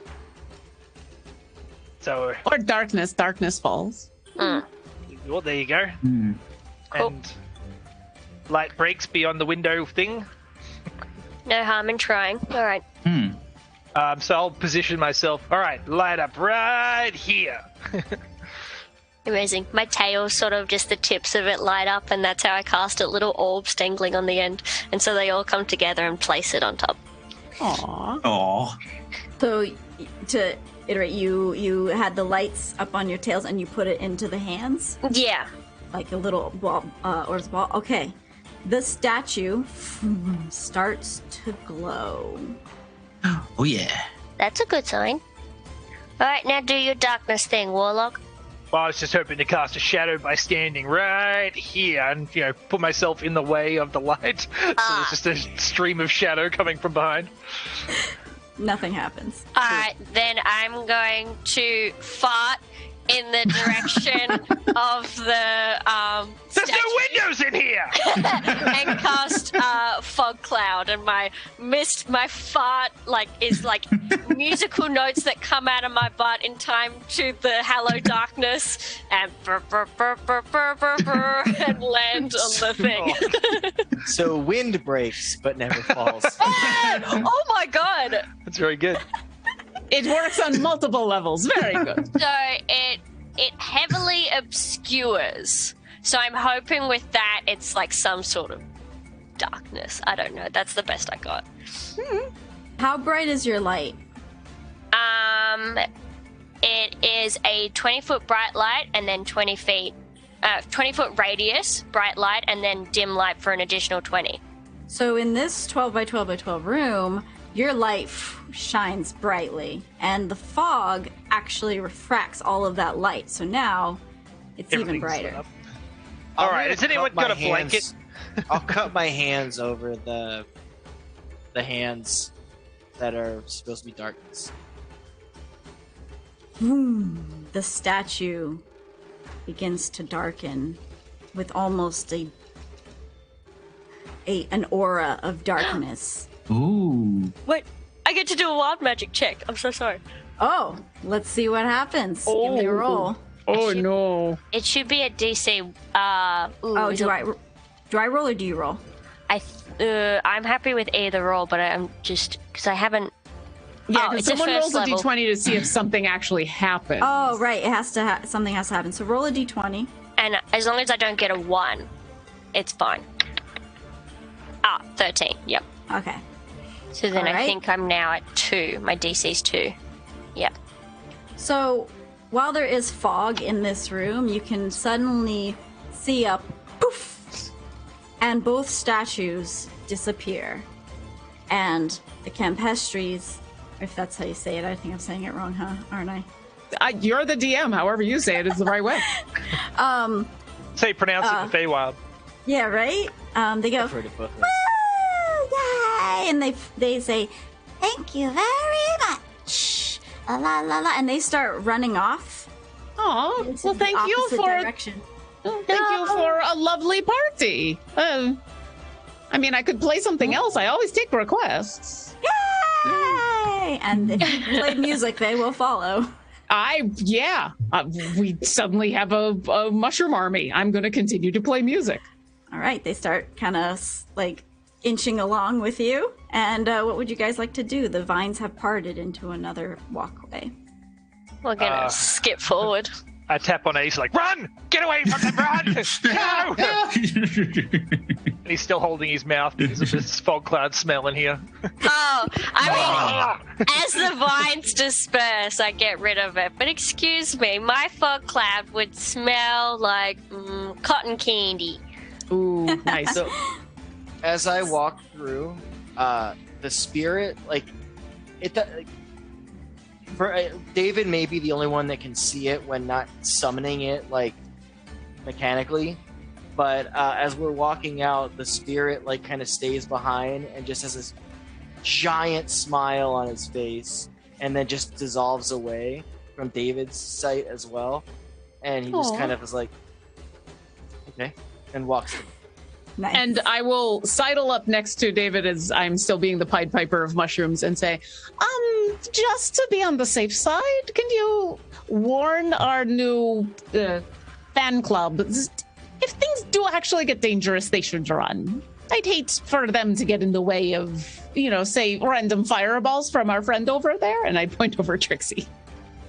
I don't know if I speak mushroom. Well, it seems like they speak some common. I trust you to be more attuned to the forest than I am. So I'll lean down and just be like, if something, run. You got it, dude. They don't have hands, but you kind of get the feeling they're giving you a thumbs up. Well, I mean, I guess they do speak really well. They speak common great. Yeah. Okay. And David will take the lead forward. All right. So David's taking the lead then. Any what is the marching order of this through this next pathway? So it sounds like David has gone first. I'll take up the rear so that way if the mushroom army needs to flee, they have the easiest path away. Also, so that they're the furthest away from Deck, who seems to want to step on them. Yeah, Deck is horrified by them, mainly by their size, but even more so by their voice. All right. But yeah, no, so Deck is right up the front there with David, just constantly looking behind to make sure they're not getting closer. All right. Ace and Trixie. I'll just be in the middle towards the front. Okay. So I guess Ace will be behind that. As you guys walk through this, once again, even darker forest, I need all of you to make perception checks.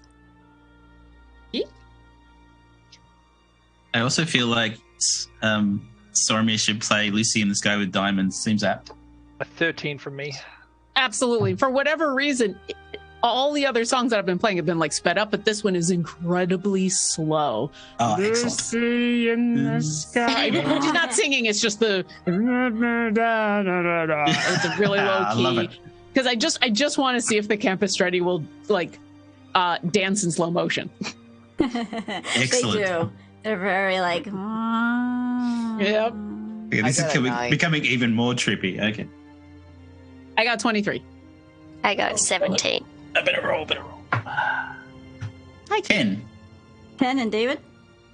9. 9. Okay.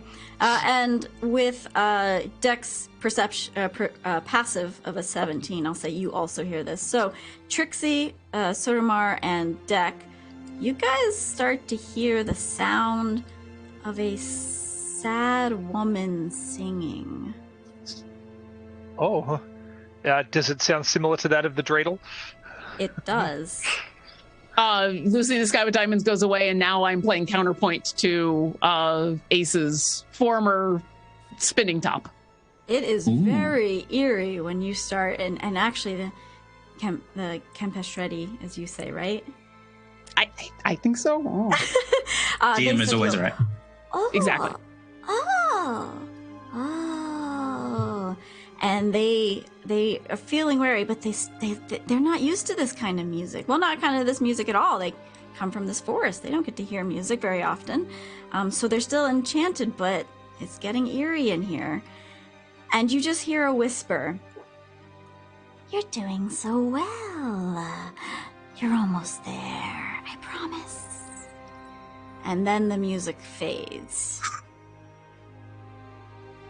Do you continue on? Yeah, I mean, can we? Yeah, was it a particular direction, or was it straight in the same? It was kind along of the path around you. Okay, sure. And then just remembering what the bug said to me before it left about you don't have to kill us, I'm just gonna kind of look to Deck and be like, violence may be necessary, but let's plan B then.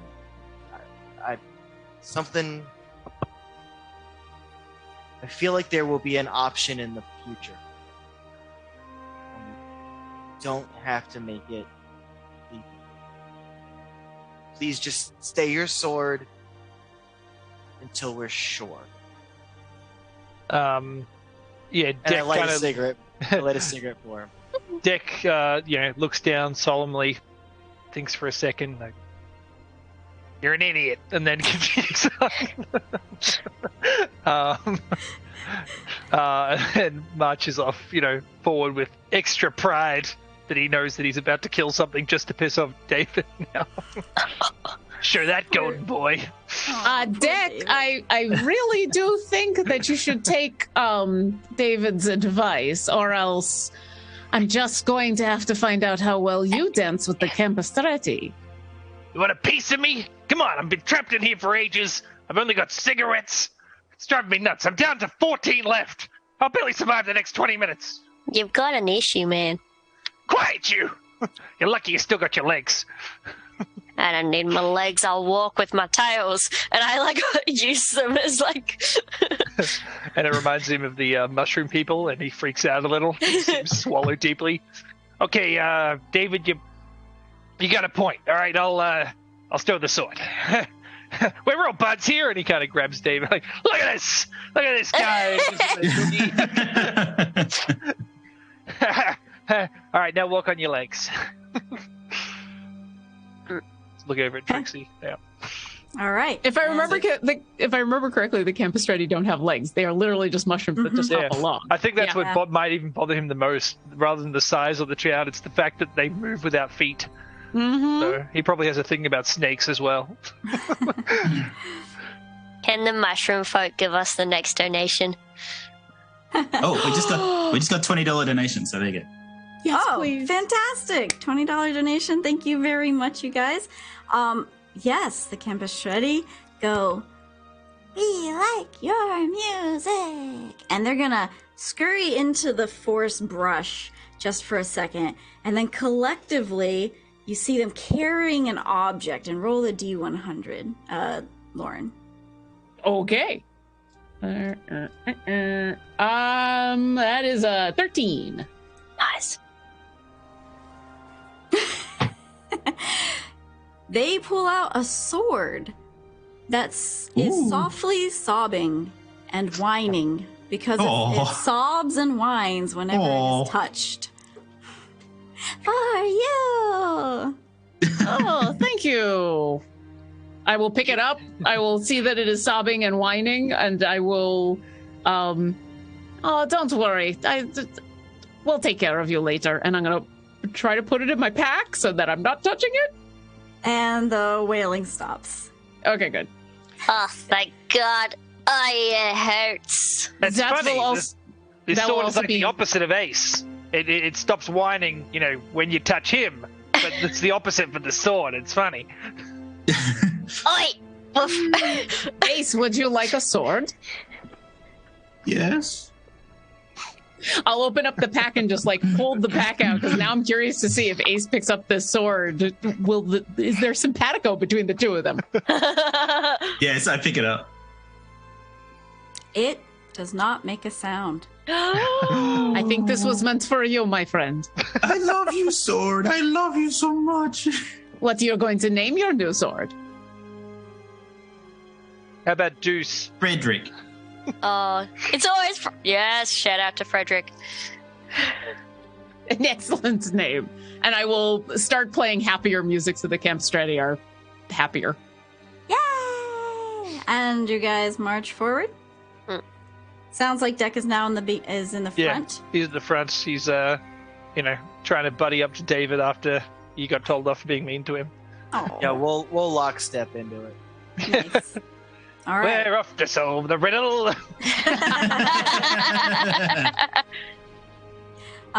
You guys see that the vines ahead of you have parted like a curtain, almost inviting you in. As you step through, once again, you see another 12 by 12 by 12 room.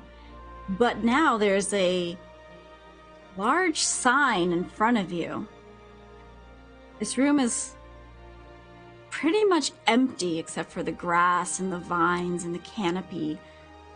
Except for on the other end, there is a statue with its hands out. But the sign reads in common, "You cannot enter this room." I stop.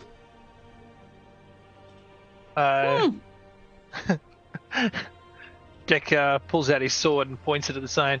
What? You think you can stop me? You're a sign, huh? Huh? Just jabbing at it. Do you want to damage the sign?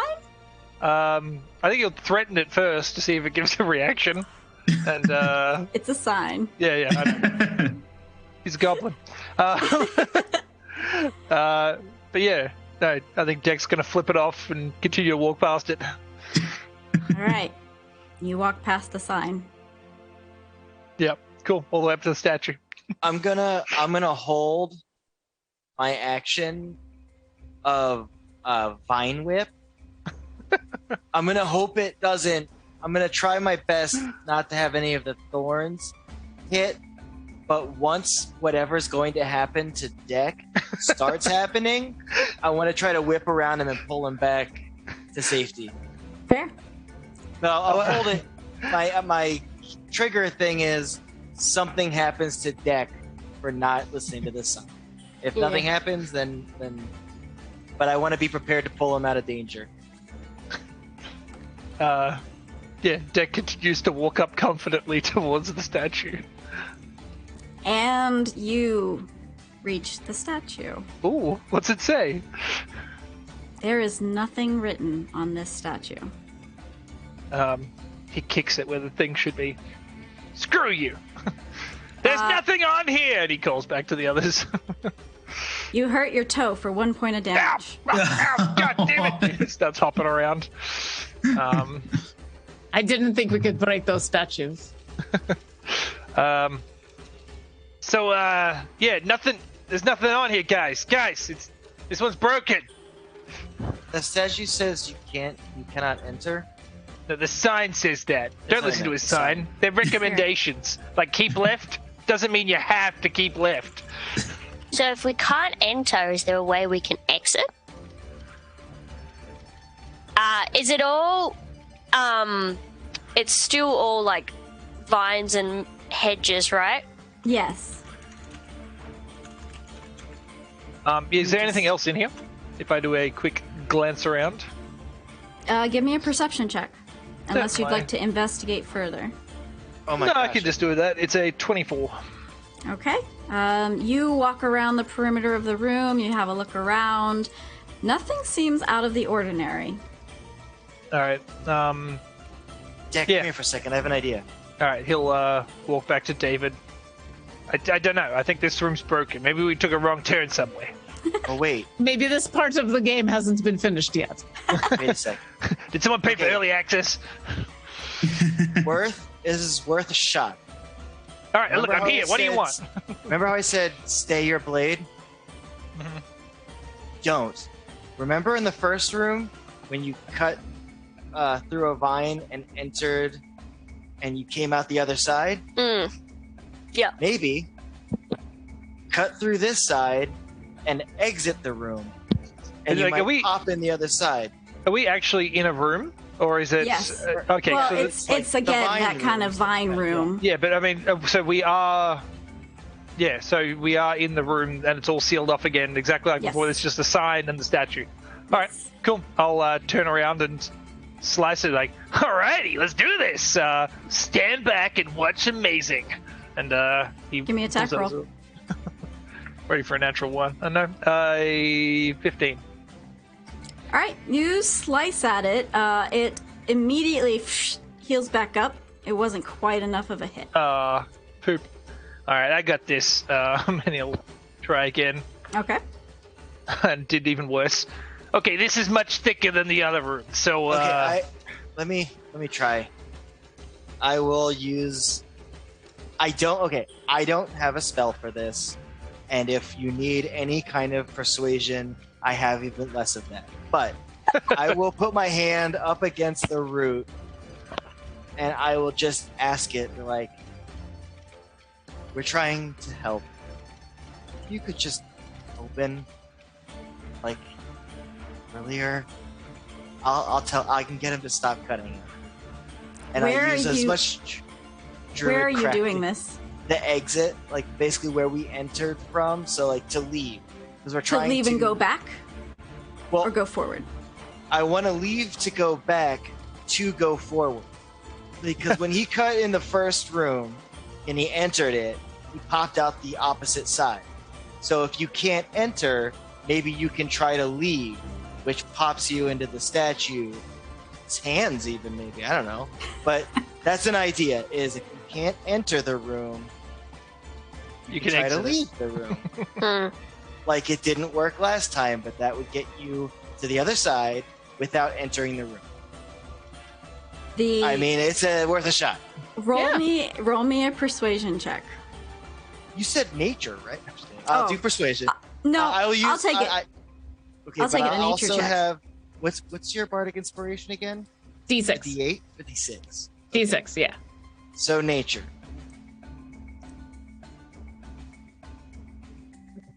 It's not. I might as well not. I got an 8. A D6 isn't gonna add to that. Can I mean, come up as he's talking?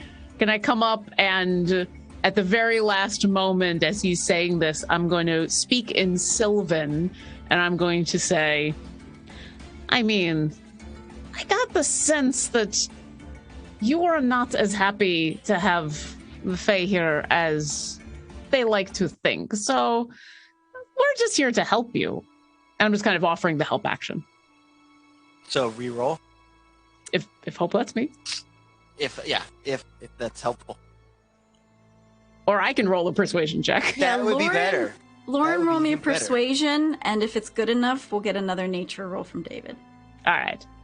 That's a 31. Whoa! Whoa! You have advantage on beast. this nature roll. Whoa! The dice is a 19, so Whoa! Boy, she I mean, if she wants to just persuade it, You now I have have a adventure. I have a +4 as like my highest +5 to survive. I'll roll again though. You see the vines Yes. start blushing and blowing themselves. Yeah. Ooh. So you have advantage on it. 23. 23. Hey! With your 19 on the powers die. combined, you feel this. You have your hand on the vines, and you almost feel like they're kind of. You're getting the sense of sympathy coming from the vines. And they curtain back so that you can see the pathway that you guys just came from. I'll step through You step through. to leave.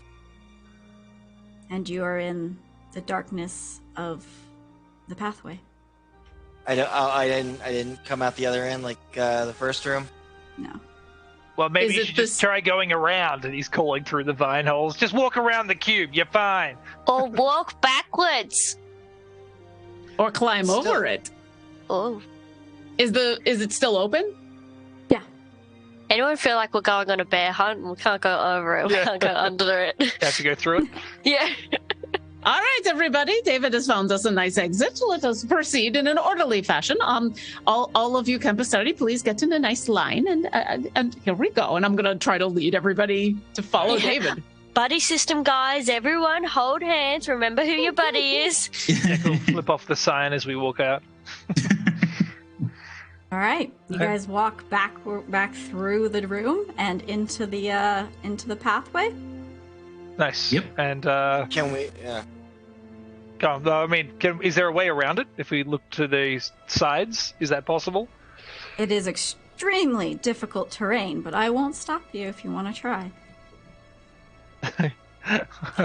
All right. All right, Trixie, this is your time to shine. Use those fox-like legs to get on and around there. I'll watch and see what happens. And he leans back against the side of the cube.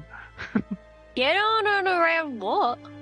The cube, this bad boy right here. And he taps the thing. Just walk around. Go through that shrubbery right there. Use your animal-like instincts. I hashtag believe in you. Do we think that this is the right idea? We don't. All right, I look No. at We hope. David. And No. We hoped that leaving would pop us out in the other end. The ability to leave.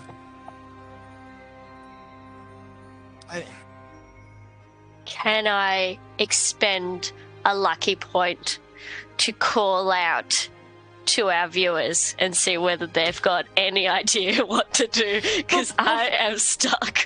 Before you expend the lucky point, is the doorway to the cube still open? Yep. When we look through, do we see everything as it was? Yep. You see a sign that says you cannot enter this room, and then a statue on the other side. So we still need to put something in the statue's hands. Trixie, you were very good at flicking the coin. Do we think... I'm not suggesting a coin, but I'm certain something needs to go into the statue's hands. Maybe we just need to do it from out here. All right, I got 1,000 ball bearings. Let's go. I'm gonna grab a pipe that I have and just spit gun it. What are you spitting? A ball bearing. Oh, okay. All right, give me a... But I mean that to be a sleight of hand, but thematically I'm Okay. hoofing it. All right, I'll give it to you. Thank you. Okay. Oish. Nope, first one's a miss. Oh, second one's a miss. You only get 3.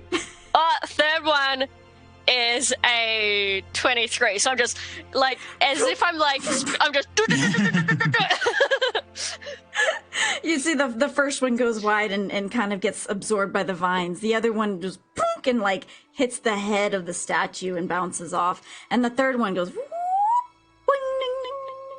kind of rolls around right in the hands. Ah, And good roll shot. for initiative. Oh, shit. Oh, Trixie. I tell the camp Stridey to flee. Trixie. That checks out. All right, my friends, now is the time. Time for you to go. Concert is over. Please remember to tip your waiters, and we'll see you later. Goodbye. And you see the Campestri just kind of sit there and kind of back away, kind of bouncing away, but they're kind of like curious, so they're kind of staying kind of close. I mean, if they get caught in the line of fire, I have done all I can do to warn them. I'm playing battle music at this point. They kind of like hide in the shrubbery, and then they... That's fine. How would you like us to give you? Yeah, so everybody roll, and I will call for you to tell me. All right. I have. One second here while I get my encounter up. This is perfect. We get the statue to leave the room, and then it'll have a plaque. Oh, I mean, for real though, that might be. I think you're right. Well, I'm really pulling at loose strings here. I'll take anything. I mean, if it's the statue that's about to attack us, then All You right. cannot enter, but he can exit. So I think we can't be in that room while the statue's in there, is what I'm vibing with, but I'm so sorry. All right, here we go. Hey, we're just I talking. want aces. I got 11. 11? 11, yes. We got a $10 donation too. So Oh, Yay. $10 donation. All right. Money, money, money. In the final moments, as you guys see the trees starting to grumble and roll the canopy, you start to see the vines starting to vibrate as you've done this, and everything starts to kind of quake. The Campestries stick their heads out of the brush and say, "We found something!" And I'm gonna roll a D-table. And this one is going to go to 1, 2, 3. David. David, roll a D100, please. 86. Reroll. Yes. I think so. Yes. It's only got 86. 38. 38. I think, did we get that I one think that was too? my first one, wasn't it? For the Yes, snow globe? reroll. Wow. So- one more. I mean, the good news is we've gotten a lot of donations. Keep Yes. rolling my numbers as well. yeah. 40. 1 second. Okay. All right. They come out, and they're like 3 of them are carrying this old rusty key, and they hand it to you. They kind of have you try to grab it, and it is a key that will only open the lock it can unlock when it is asked kindly. That's David Stees, so that works. Hmm. All right. So But I have no idea what lock it unlocks. I just know that when I find that lock, I gotta ask. yes, yes. Okay, David, give me your initiative. 11 also. Oh, 11. All right, Deck. And I'll Druid craft a 12. little Yeah, 12. vine and tie the key around my neck. Oh, I love it. Oh. Okay, Deck. 12. 12. All right. Sorumar. 15. 15. All right, and then 1 second, you guys. Saving. How do I go back? There's it didn't bring in Trixie. 1 second. I need to edit it really quick. Hmm. All right. Aww. Manage characters. It'll just take a second. And, Yeah. And where are you at? Golden Beetle. Trixie, All right, what there did you you end are. up? Oh, Okay. All right, back to where we were. So one more time, we have Ace at 11, we have David at 11, we have Deck at 12, we have Sorumar at 15, and Trixie. At 4. Bringing up the 4. rear, guys. how am I going first? All right, I'm gonna roll initiative here for a couple of these guys. Okay. And you see these giant awakened trees, boom, boom, Oh, no. uproot themselves and stand in front of this statue as if guarding it. And on the other side, coming in from their branches, you see two fairy dragons as well. Ah. Wow, everybody rolled low. All of us. Okay, so that means it is Sorumar. You are up first. What would you like to do? You are still So- outside of the room. And does this mean that the trees are inside? Yes. Okay. I'm going to look at one of these trees, and the music gets a little sour, and I'm going to say, listen, we didn't want to go down this path. Why don't you make us another one? And I need it to make a wisdom Wisdom saving throw DC 17. And as this happens, for suspension and tension, we're going to take a quick 5-minute break because we have hit our 2-hour mark and we are almost done, but not quite. So, excellent. Everyone just stay with us for about 5 minutes and we will be back. Break time. Thank you. Talk soon, guys. Just leave Kitty cam. Well,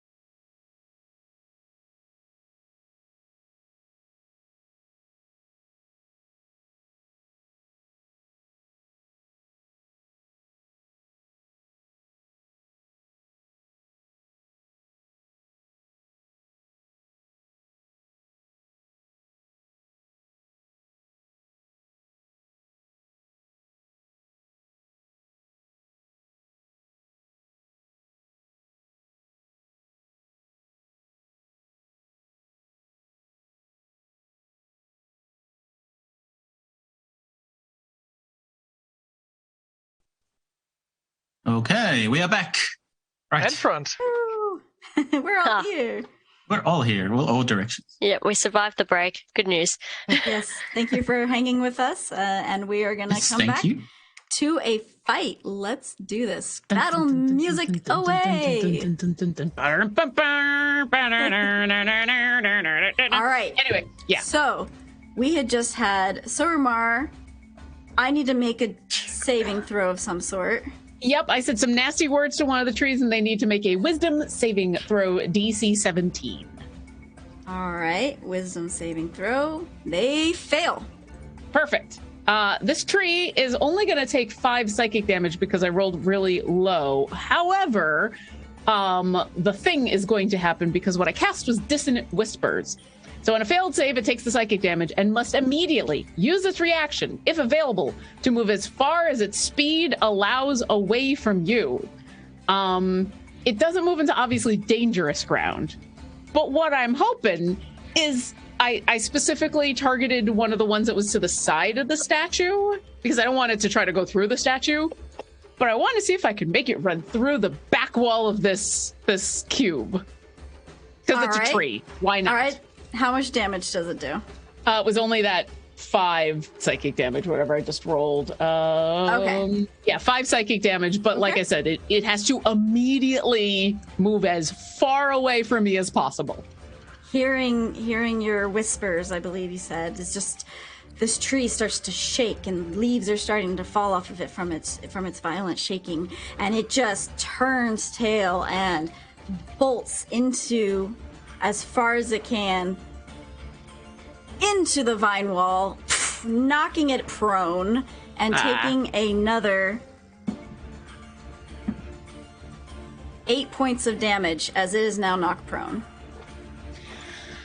Well, I was trying to get it to run away, but apparently the The very kind vines want us to fight this thing. All right. Well, we'll see All right. what else we can do.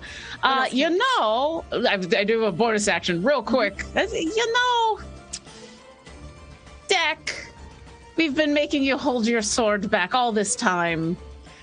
I think David is right. Now is the time for you to have a little bit of fun. And I'm going to give you Bardic Inspiration. Oh, I love it. Oh, And many I'm thank done. you. Okay, and that is you. All right, Ace, As you're me. up. I'm up. Okay. I'm going to go over to David. Ace is already feeling pretty close to Sorumar, but when David gave Ace that pat on the shoulder, he felt a bit more close to him. So Ace is going to hug David, if he allows, and he's going to go, "You're my new friend," and then cast haste on him.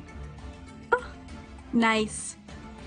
All right, so what exactly, I want to make sure everybody knows what haste will do. It gives him So an up extra to action.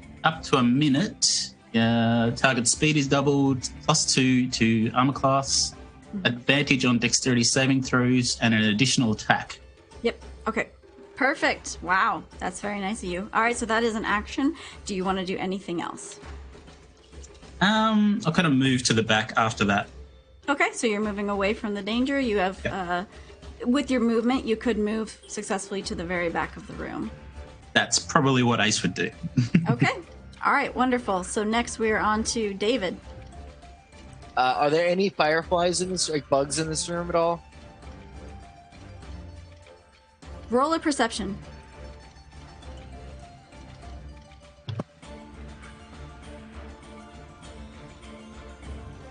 Ten.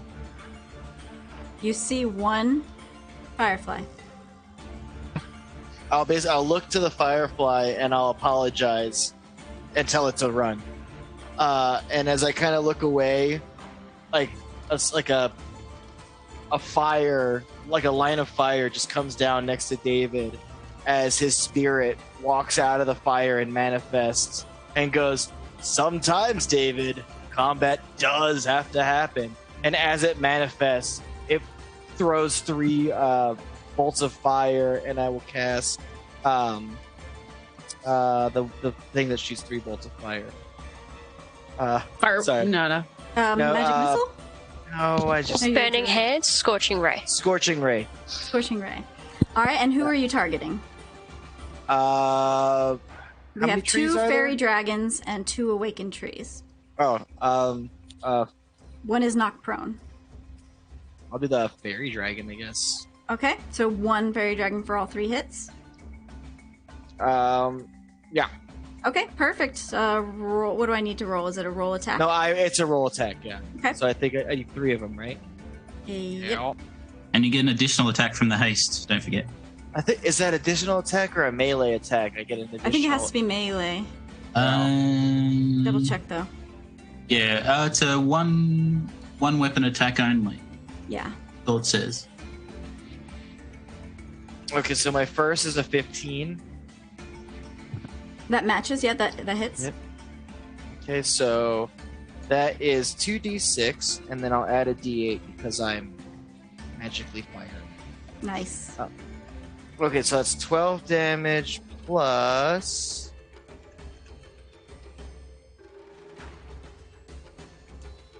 five, so 17 damage on my first. And poof, this thing erupts into fire and goes and it is gone. So then it moves to the next one. The second bolt will go to the next one. All right, the other fairy dragon. Yeah. All right, go ahead. Natural 20. Yeah. Natural 20. We needed 1 this game. Very nice. Yeah. All right. All right, so that's Yeah, 4d6 okay. plus 8. Or plus a d8. Okay. Oh, did you? Okay, never mind. Go ahead. Is it only 1d8 with a crit like that? It's just, I mean, I don't know. It's a feature. It's enhanced.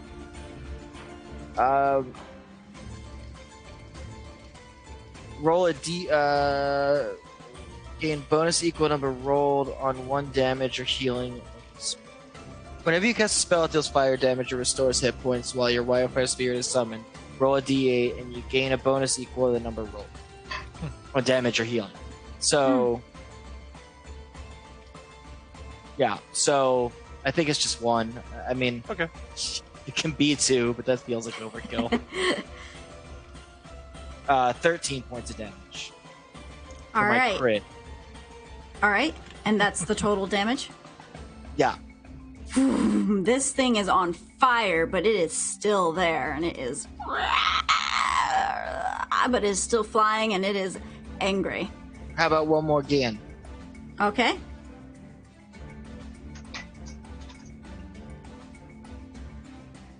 Natural's 1. No. Oh, no way.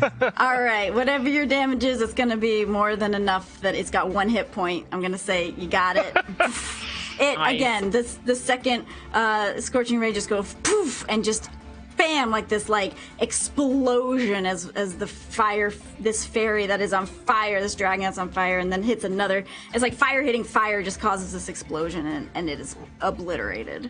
And then David will step forward into the room as kind of a because weirdly enough, because of his, especially with the hasted AC, he's kind of the tank of this party. So he'll do that with his arm glowing, with the vines starting to like tremble on his arm. So you have stepped forward in front of everyone? Yeah. Okay. All right. Is there anything else that you'd like to do? That's move, bonus, and action. All right. I'm good. Do you have a Round two. bow or dagger or something you can throw just because you got a weapon attack? I no. Fire Throw a rock. spirit. Have a weapon. Still good. If not, it doesn't matter. It's just I didn't want you to waste it if you had it. Yeah, no. I mean, my move speed, the +2 AC is It's huge, yeah. it's 22 helpful. AC. Especially if you're going to take points. Oof. Yeah, nice. All right. Deck. I'm just going to jump in. We got another $50 from Fallen Hey! Angel, who keeps. What? He's an absolute legend. And they ask, instead of an item, can I give an advantage roll to a player? Oh, that's awesome. Absolutely. Which player? Yeah, which player? They don't say. Crucial role, player's choice. Okay. Nice. Okay. Wait. That's all right. Well, we can call it when we need it if you so desire. Yeah. Or hope you want to roll that same d6 and Yeah, randomly let's do pick that. someone. If we we'll do D6. It goes to number 5, which I think is Deck. There you go. Honored. Nice. Beautiful. Yes. Honored. All right. I was going to do something fun, but because I got that, it's even cooler. There's 2 trees here, and one's scared away and fallen, and the other one's up and cool. The fallen one, has it got any, like, an open hole in it or anything like that? No? No? All right, cool. That's Sure. fine. I mean, I'm just curious as to whether, like, had one of those owl holes in the center yeah. of it, not anything on like this. that. Yeah. Not on this one. Cool. All right, let's just do it. I'm going to run in and try and slice this other standing tree. Okay. I'll give myself some advantage on that, thanks to our lovely fallen angel. Let's see what happens. I run up and a 24 to hit. That hits. Nice. Damage. And just so you know, the bardic inspiration I gave you can use that to add to damage. Ooh. Oh. That's a Yeah. D6 as well, yeah? Yep. Let's do that. Sure. For a total of 11 plus 5, 16 damage against the tree. All right. 16 damage. It Nice. roars as you slice into it, and it doesn't have a face, but it looks angry. Do you have anything else? That'll do me for now. Let's just play with that. Okay. It is towering over you if you're going to stand there. Yeah. Actually, I could use my bonus action to run back. Yeah. Oh, actually, I can just run back because. Actually, I do apologize. I realized I had sneak attack damage because I've a I'm Prone. a swashbuckler, and so I Okay. get an extra 3d6 on that. Whoa. Because you had advantage, yeah? No, even without advantage, I just get that because. Oh, yeah, because you're a swashbuckler, yeah. Swashbucklers So another are 12 damage sturdy. onto the tree, Nice. and then I'm just gonna. Oh, I'm gonna stand there and take it. He's intimidating as much as he is, looking up at the tree like, "Hey, you want a piece of me?" That's his thing. Wow. All right. David goes,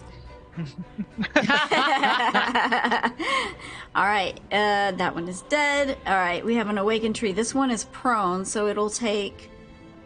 It takes half its movement to stand up, and then it'll have an action. It is going to use the rest of its movement to come after Sorumar, knowing that you had targeted it, is coming right back for you. And Would it is it- going to...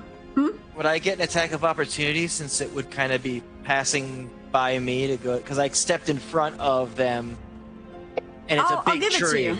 It's Yes, a big tree, so I'll give it to you because the tree is like one mind, just like one thought. Just I want to get back at this, so it probably wouldn't even have noticed you. So yeah, go ahead. I miss. All right, still worth a shot. It goes. You just go. Whoosh, whatever you were. Was it a melee attack? Yeah. Okay. I swing so- my scimitar at it. Yeah, and whoosh, as it just burls past you, going here for Sorumar, and is gonna attempt a slam against you, and that's a 19 to hit.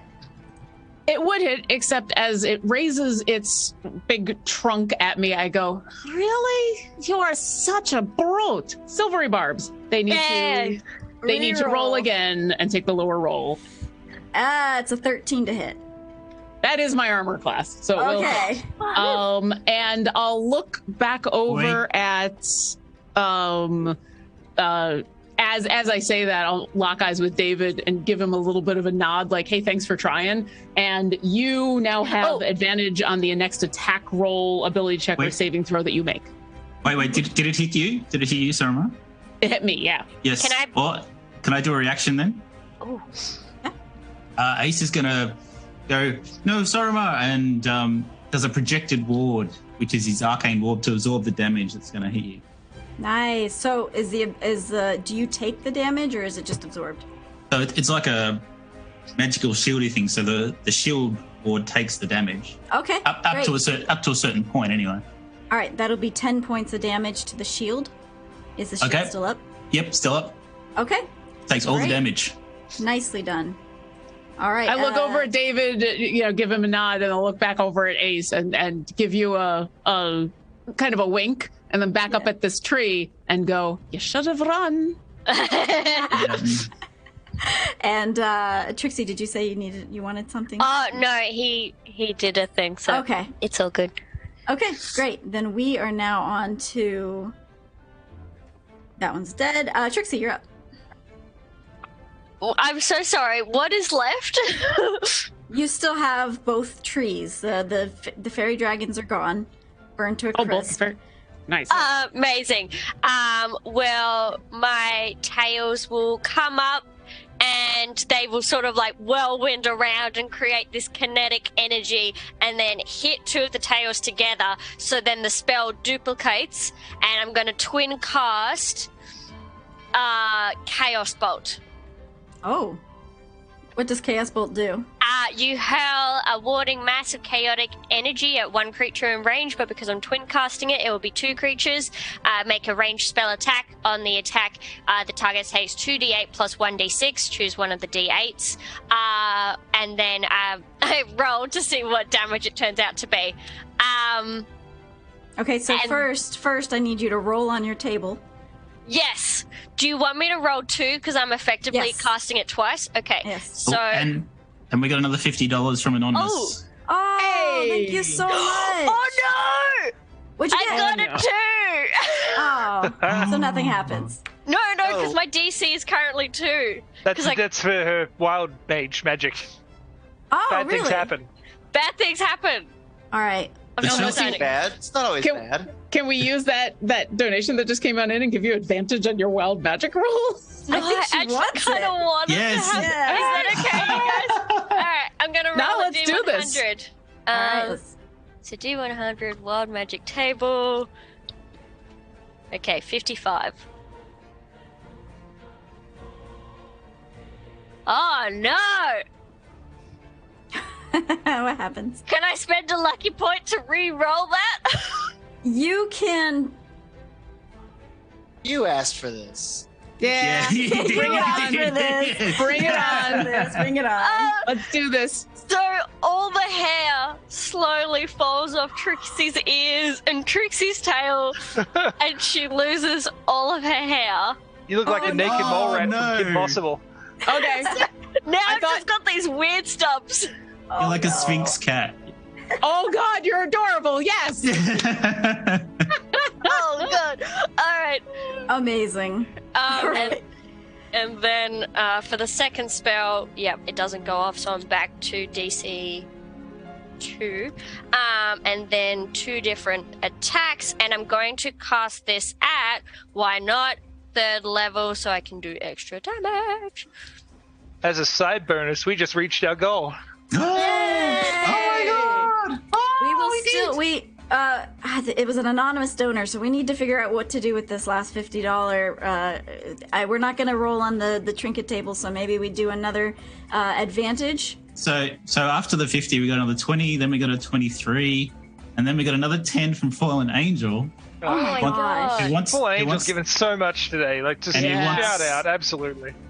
Fallen Angel wants to give the baddies a disadvantage. Oh, that's okay. Cool. All right. So Dex getting disadvantage?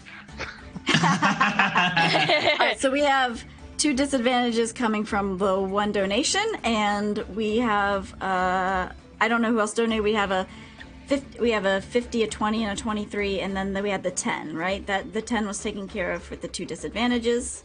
Yep. Okay, so we've got 3 more. So what I'm gonna do with those last 3, thank you guys so much. I'm gonna roll a D6. If it's a 6, I get an advantage. Everyone else will get an advantage. We'll do it 2 times. So I think that covers everyone. 3 times? Yeah, Yes, 3. Works for me. Yeah. Okay. Yep. All right, here we go. It's a 1, so Ace, you get an advantage. Nice. It's a 5, Deck, you get an advantage. Oh, I feel like Oprah right now. And you get an advantage. You get an advantage. Yes. And 3 is Trixie, you get an advantage. Yes. All right, Awesome. so keep track of that. I have 2 disadvantages that I have to keep track of. And Trixie, what was going on with you? I got a 22 and a 14 to hit. You are attacking which awakened tree? The one that's farther away, the one that's attacking Sorumar? I'm attacking both. Oh, okay. Both will hit. Amazing. Then I'm so sorry, I just lost a spell. 2d8 plus 1d6 and then 1d6. 2d8 and then... Thank you again, everybody, for the donations. That is huge. Yeah, what a Amazing. crowd. My Amazing. God. Thank you. So happy that you guys are here, hanging with us while we play. We really And I mean, appreciate not it. just this stream, but all the ones that have come up until now. I mean, we wouldn't have reached the goal without it. So just, Yeah. I mean, Thank you, everyone. Thank you. So the first one will be psychic damage, and the second one will be acid damage, if that changes anything. Okay. 10, 16, 18, 19 points of damage. 19 points of psychic damage to the first one. Okay. And 9, so 10, 14, math, 23, 24 points of acid damage to the 24 second points one. of acid damage. Very good. All right. Bam! The one with psychic damage, he kind of just shakes violently. Once again, leaves are falling from the leaves are falling from their branches, and the other one, its bark starts to melt as you throw acid at it, and they are both roaring with anger. And is there anything else on your turn? Yep, on my bonus action, I shall become more bestial in my appearance and go more foxy, except a hairless, sphinxy cat fox, and I get still 10 HP, and my tails refort to 9 tails, and I'm like in my ultra powerful form. Nice. Still naked though, yeah? Naked as the day I was born, baby. It's Which makes you perfect. even more terrifying. Yes. Very cool. So, all right, extra 10 hit points, and we are on to the awakened tree. This is the one that took all of the acid damage, so it is looking at you, Trixie. It is going to come straight in with the slam attack, and it is 8 to hit. Oh, amazing. That doesn't So hit. that misses. That will... It's gonna stand there. It's just gonna stand there staring at you. It's within 5 feet of you now. I'm just gonna be blow it a kiss. towering. All right, and now we are moving back up to Sorumar. Sorumar continues to look at this tree that's charged at her, and she's reaching up towards her hair, which has been this long braid in a big tight bun with what looks like sticks. She's grabbing one of the sticks and she says, "You really should have run." And her eyes become black pools, and what look like spectral butterfly wings suddenly appear out of her back, but they're kind of that blue-black see-through, and you could swear that instead of dots like butterflies have, that they're skulls. As a bonus action, I'm transforming into my necrotic shroud. Ooh. I need the tree. Yeah, like you do. Since both trees ran up, are both of them within 10 feet of me? I will say yes, because if you guys were all kind of grouped together, then that would be the case. Then I need both of them to make a charisma saving throw at DC 15. Okay, the first one is an 11, That's a fail. and the second one will be a 7. They both fail. They are both frightened until the end of my next turn, which means they have disadvantage on all attack rolls as long as they can continue to see me, and they can't move closer to me. Okay. And then the stick that she's pulling out of her hair isn't actually a stick. It is it is an arrow for her crossbow that she then loads and. Yes, I think right there. And she's going to fire at this thing, the one that attacked her. Does a 22 hit? It does indeed, especially at point blank. Okay, I rolled this earlier because what happens is it becomes my favorite foe. I'm going to dreadful strike it, and I'm going to use one of my bardic inspirations to do a psychic blade attack. Plus, because my necrotic shroud is up, I do an extra bit of necrotic. So it's going to take 11 piercing damage, 7 psychic damage, and 3 necrotic damage. Wow, just covering all the bases there. Yeah, yeah. Listen, That's awesome. This tree and it shakes and is trying to just all of these attacks. It's confused, it's scared, it's frightened, it's losing all of its leaves. It looks like autumn on the ground right now, and that tree is just naked, as naked as Trixie. You can still run if you want. And I'm just looking at it with black pooled over eyes. And it does. It's gonna move to the back of the room. Perfect. I That's look beautiful. over at the one that hasn't run yet, and I go, "You should be smart and follow your friend." Yes, and actually, when it moves back, is that an attack of opportunity? It would be from me, but I don't have a melee weapon because I just have the crossbow and a bunch of spells. So I'll just continue to be really epically terrifying. Okay, great. Because I do want them to run. I don't want to really have to kill these things. Sure, it does. It moves back, and it is actually going to go around David because it's so frightened right now. It doesn't want to be near anything. So it's not going to be anywhere near David as well. So, and it is in the back of the room now. And that brings us, that's all that you have? That's everything. Okay. Then Ace, you're up. How far away is it, and who's closest to it? So it'll be 12 feet away. That's as far as it can go in this room. So it's just backed into a corner here. Yep. And no one is close. David would be the closest one. Okay, Ace is going to cast Wall of Sand, and it's going to create a big kind of cube of sand all around it, and in front of it up to whoever's closest to it, so just in front of whoever's the closest to it, which means that the creature is blinded, and it must spend 3 feet of movement for every 1 foot while it's in there. Okay. Does that make sense? Yes. Okay. That's what he does. Awesome. Anything else? I think that's it. All right, David. Okay. So right now there is a tree that is 12 feet away, probably 5 less because I'm closer. Yes. And then another tree that's right in front of Sorumar. Yeah, so No, that one ran. That's the one that ran. The one that's in front of Trixie is probably about 10 feet from you. Okay. Is there the roof is closed off, right? There's no light peeking through or anything, no open sky peeking through? There's like light coming through. It's like sun-spotted. You can see light coming through. Okay.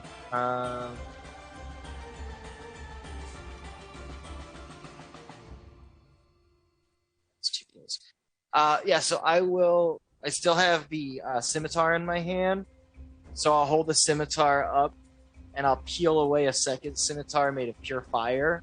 Ooh. And I'll just kind of spin them both like that, and I'll run up to the one that's 10 feet away, and I will use my flame blade. I'll use my flame blade to attack first, and that's going to be a 21 to hit. That hits. Okay, so that's 3d6. 1, 1, and 1. Are you serious? No I way. hate it when that happens. 3 points of damage? Well, I also did fire damage and Okay. then neat, so here's a d8 to add on top. So 7 points of damage total. How much was fire? 4 of it was fire. No, Okay. 4 was fire. 4 3 was fire. Oh no, it's all fire. I'm sorry. Oh, it's all fire. All of that's Okay. fire. It's a So- fire sword. All right. It is a fire sword. Okay. And then, You... Mhm. Is if it's still up? No. Oh.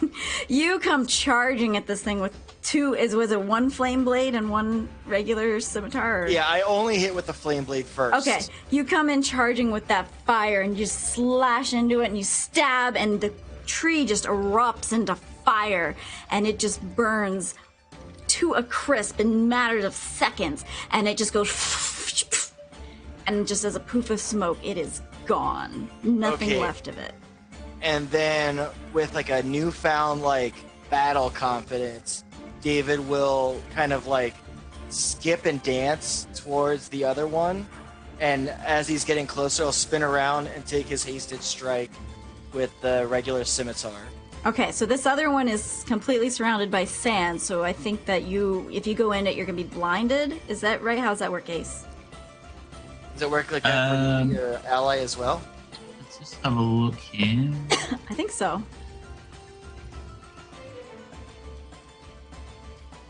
Although I didn't use my advantage that Lauren had given me.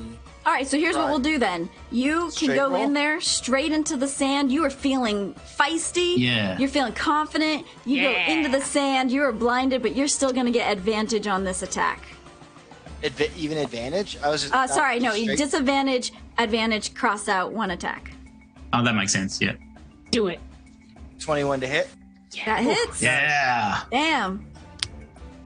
5 damage, and then with the sand, if something was casting into it, like, or a ranged attack into it, how would that work? It would have disadvantage.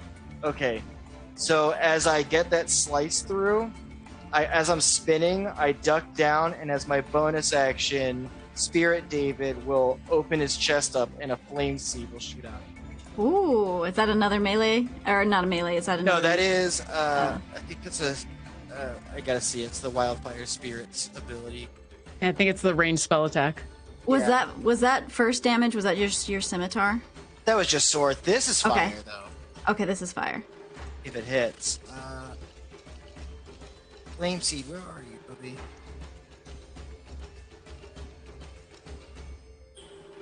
Sorry, I'm just trying to see. I'm digging these beats. Yeah, right? Kinda. I would like to say Wonderwall's actually playing in the background. If you want it, you've got it. But it's kind of, at this point, because the necrotic shroud is up, it's kind of an evil Wonderwall. It's kind of a very hardcore minor and kind of menacing. From the distance, It's gonna be from the day. distance, you just hear, Basically, I just want to hope to do more mushroom voices. You're very good at it. Yeah, you're amazing. Eh? I do apologize. I'm struggling to find where it is giving me my action to flame seed. what's it called? Flame seed. Okay. Ranged weapon attack. Doesn't even say spells. Okay. Okay. So why don't we make it a ranged attack? Yeah. So it'll be at disadvantage. I have a thing that. I'm gonna just roll a d20 plus 5. Read. So yep. Read d20 Oh, plus twice. 5 at Okay, twice so disadvantage. 20 and a 16. So 16 is my hits. lowest. Yep. Still hits. Okay. So this is fire. Yeah, this is gonna be fire.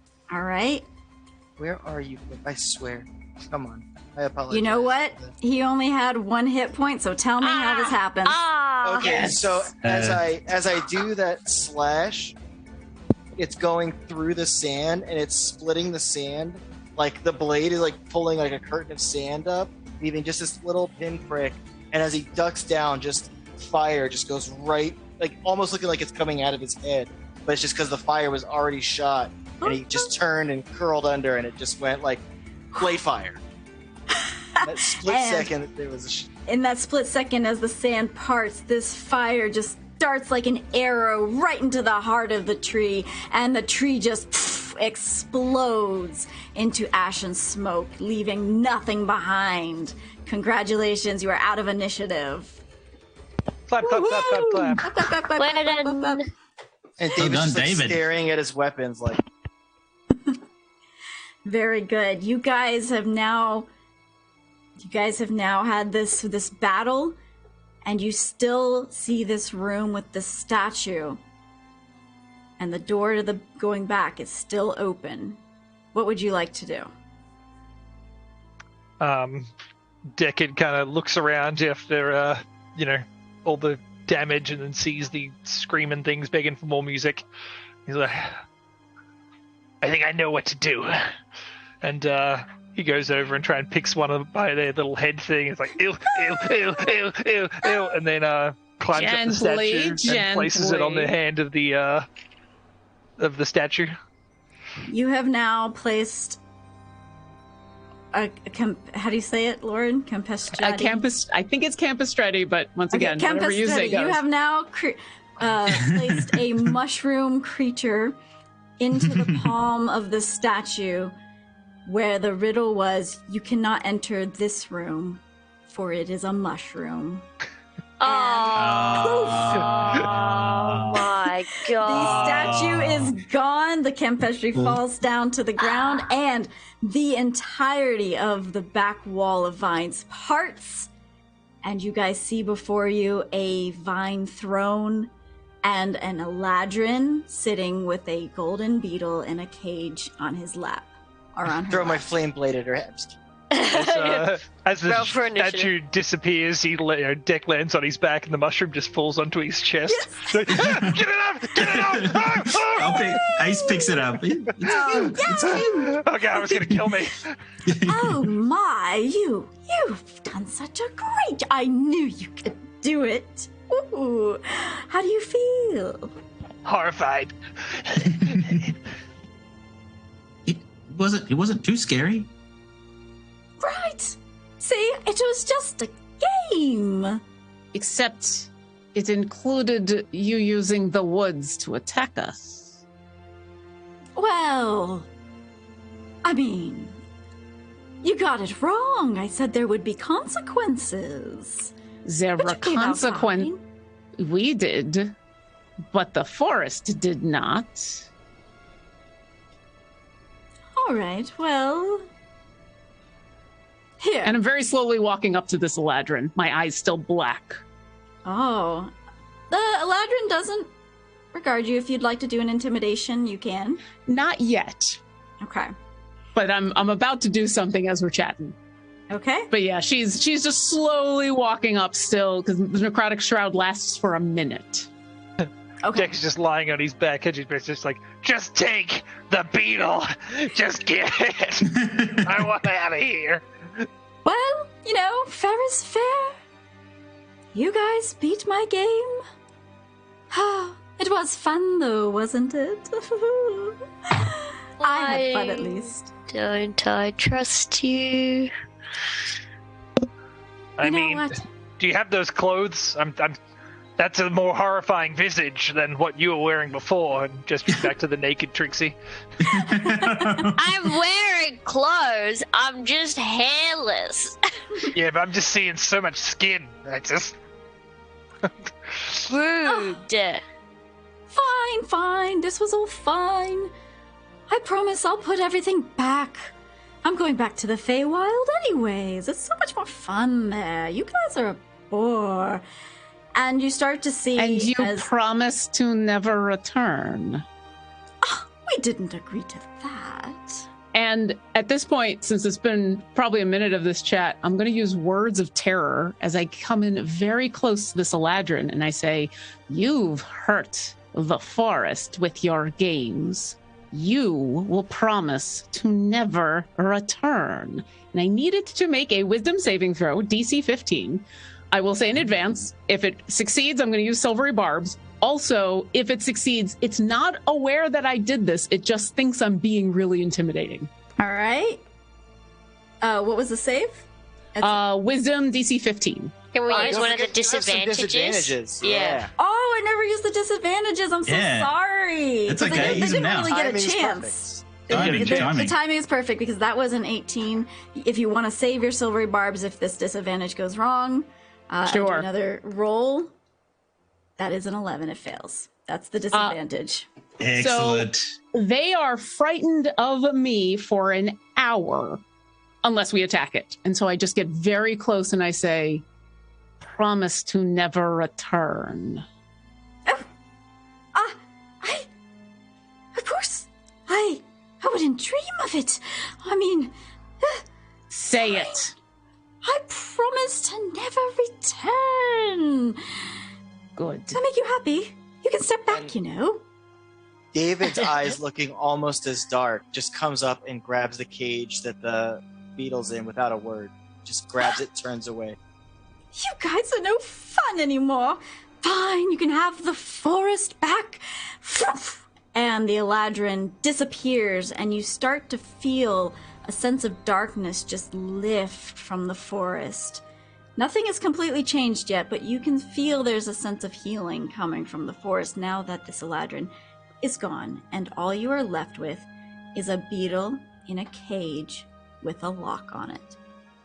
I think When I turn around from my encounter with the Eladrin, my eyes are fine, the wings are gone, I'm smiling, and I'm like, well, that was very well done, everybody. I should play something for the campus already now. Can So- we check in with the beetle and actually see whether it wants to be a part of this thing?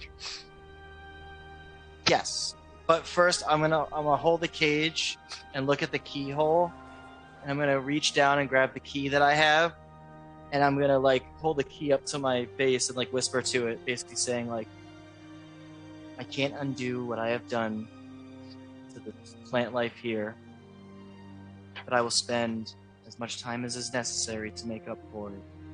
Would you please open this lock? And I'll put the key in the hole, hoping that it opens the cage. And click! It opens smoothly as you have asked it nicely. And the block falls to the ground and the cage opens. And I'll just hold my hand out for the beetle to land on if it wants to. The golden beetle, its little wings start to buzz and it comes out and lands gently on your hand and looks directly at you. And I'll cast Speak with Animals Okay?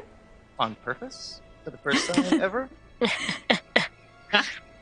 And I'll just say to it, "You ready for a good harvest?" I am. You found me with your heart of gold. Thank you. And I'll let it This just, like, will hop on my be shoulder. a great year of harvest. And you'll see it starts to flutter and float again, and it regards all of you. And just once more, you can kind of get this feeling, only David can hear it, say, thank you. And it floats off towards the village. All And you campus guys- ready, everybody wave! Bye-bye! Yay! And like the confession, you're like, we don't have hands. They just dance. It's the thoughts that count. Chemistry hop. And you guys notice that as you turn around, the entirety of the pathway that you took to get here is parted, and there is a light at the end of the tunnel towards the end of the forest so that you can leave safely. Yay! Nice. If you guys don't want to do anything else, Deck runs away, sword and mouth on all fours, sprinting as quickly as he possibly from the mushroom people. I will say goodbye to the mushroom people and play for them a last little jig as we leave, because I'm not going to lead them into the town. That would be weird. You should play Master of Puppets for them. I am pulling your strings with my heart, with your heartstrings, with my. It doesn't quite work the same way when I have a concertina. I'm so sorry. Oh wait, but one last thing, and I'll pull out a jug out of my bag and I'll whisper into it real quick, honey. And I'm gonna pour a whole bunch of honey on the ground for the camp study to enjoy as we leave. aw, they love Aww. it. They get stuck in it. It's great. Trixie, did you have something you wanted to do? Yeah, I had this item that I never got to use. When we get back to town, I would like to put the lock of trickery on the mayor's front door. Okay. All right. Anybody else before we leave and go back to town? Okay, David. Oh, we'll go. Mine's back at town. Okay. Well, Anybody back else at town. before we go back to town? No. You guys make your way out perfectly straight line to the town, and when you arrive, everyone is cheering for you as there is a golden light of sparkles just going over the harvest, just sparkling down onto all of their crops and fields and wheat, and they are all cheering for you. What would you like to do before this big festival begins to honor the golden beetle and you? Ask for our money from Santa. You can't, he's locked inside a house. No, I'm just kidding. I peered through the hole where the brick was taken out. Where's my money? You want to build a snowman? If there's nothing else, you guys, yes? Yeah, I kind of am like, I don't care as much about the money or the party, but David found kind of like a newfound. He accepts being a druid at this point, so he's gonna walk into the fields that the beetle is floating around, and he's gonna stand. It's basically gonna, as he's walking, he's just gonna like wordlessly disrobe and get into the middle of the field and just kind of like hold his arms out like that. And as he opens his eyes, the gold is gonna like go like into him and then wash out of him. And I'm gonna cast for 8 hours. Plant growth, and if I cast this for over 8 hours, I enrich the land. All plants in a half-mile radius center at that point become enriched for 1 year. So I'm gonna like enhance the beetles' magics through me Together, and really give them a great year. It just boosted their you economy. just see- Yeah. Yes, together you see the plants. You can actually see them growing in real time. All of these crops. You almost see this like liquid, sparkling water that has this glint of gold to it as it just spreads out from you all across. And not only that, but it reaches into the roots of the forest. And you see the forest over the next 8 hours completely heal and almost have a glitter to all of the plants as you have done this. And this entire village has become enriched with crops, and they are going to have a wonderful harvest and a great year, all thanks to you guys, and there is much rejoice. Congratulations. Needed to hunt for the golden beetle. Love it. That's such a good one. Dex That just was watching awesome. David from the side field. So he's like, "You did good, kid. You did good." He just starts eating the mushrooms that he picked before. On Capistrani's like, no. No, it's not them. It's not them. It's the one he picked up from before. Sure, it isn't. I'll just come up behind you and say, I'll make sure you don't disrobe this time. He holds out the bag. Maybe later. Oh, thank you very much, Hope. That was fantastic. Thank That was you. amazing, That was Hope. amazing. So much Thank you for playing. Brilliant. So thank you, Hope. Thank you, Lauren. Thank you, Lee. That was all amazing. We reached our goal. Woohoo! A special shout out again to Fallen Angel. Fallen my Angel, God. we Thank love you. you. And to all the anonymous donators, yeah. to everyone who watched and hung out with us. So appreciative. We really love you guys. Yes. Cool. All right. We'll say goodbye now. All right. See you, Internet. Bye-bye. Bye. Bye, Internet. Bye.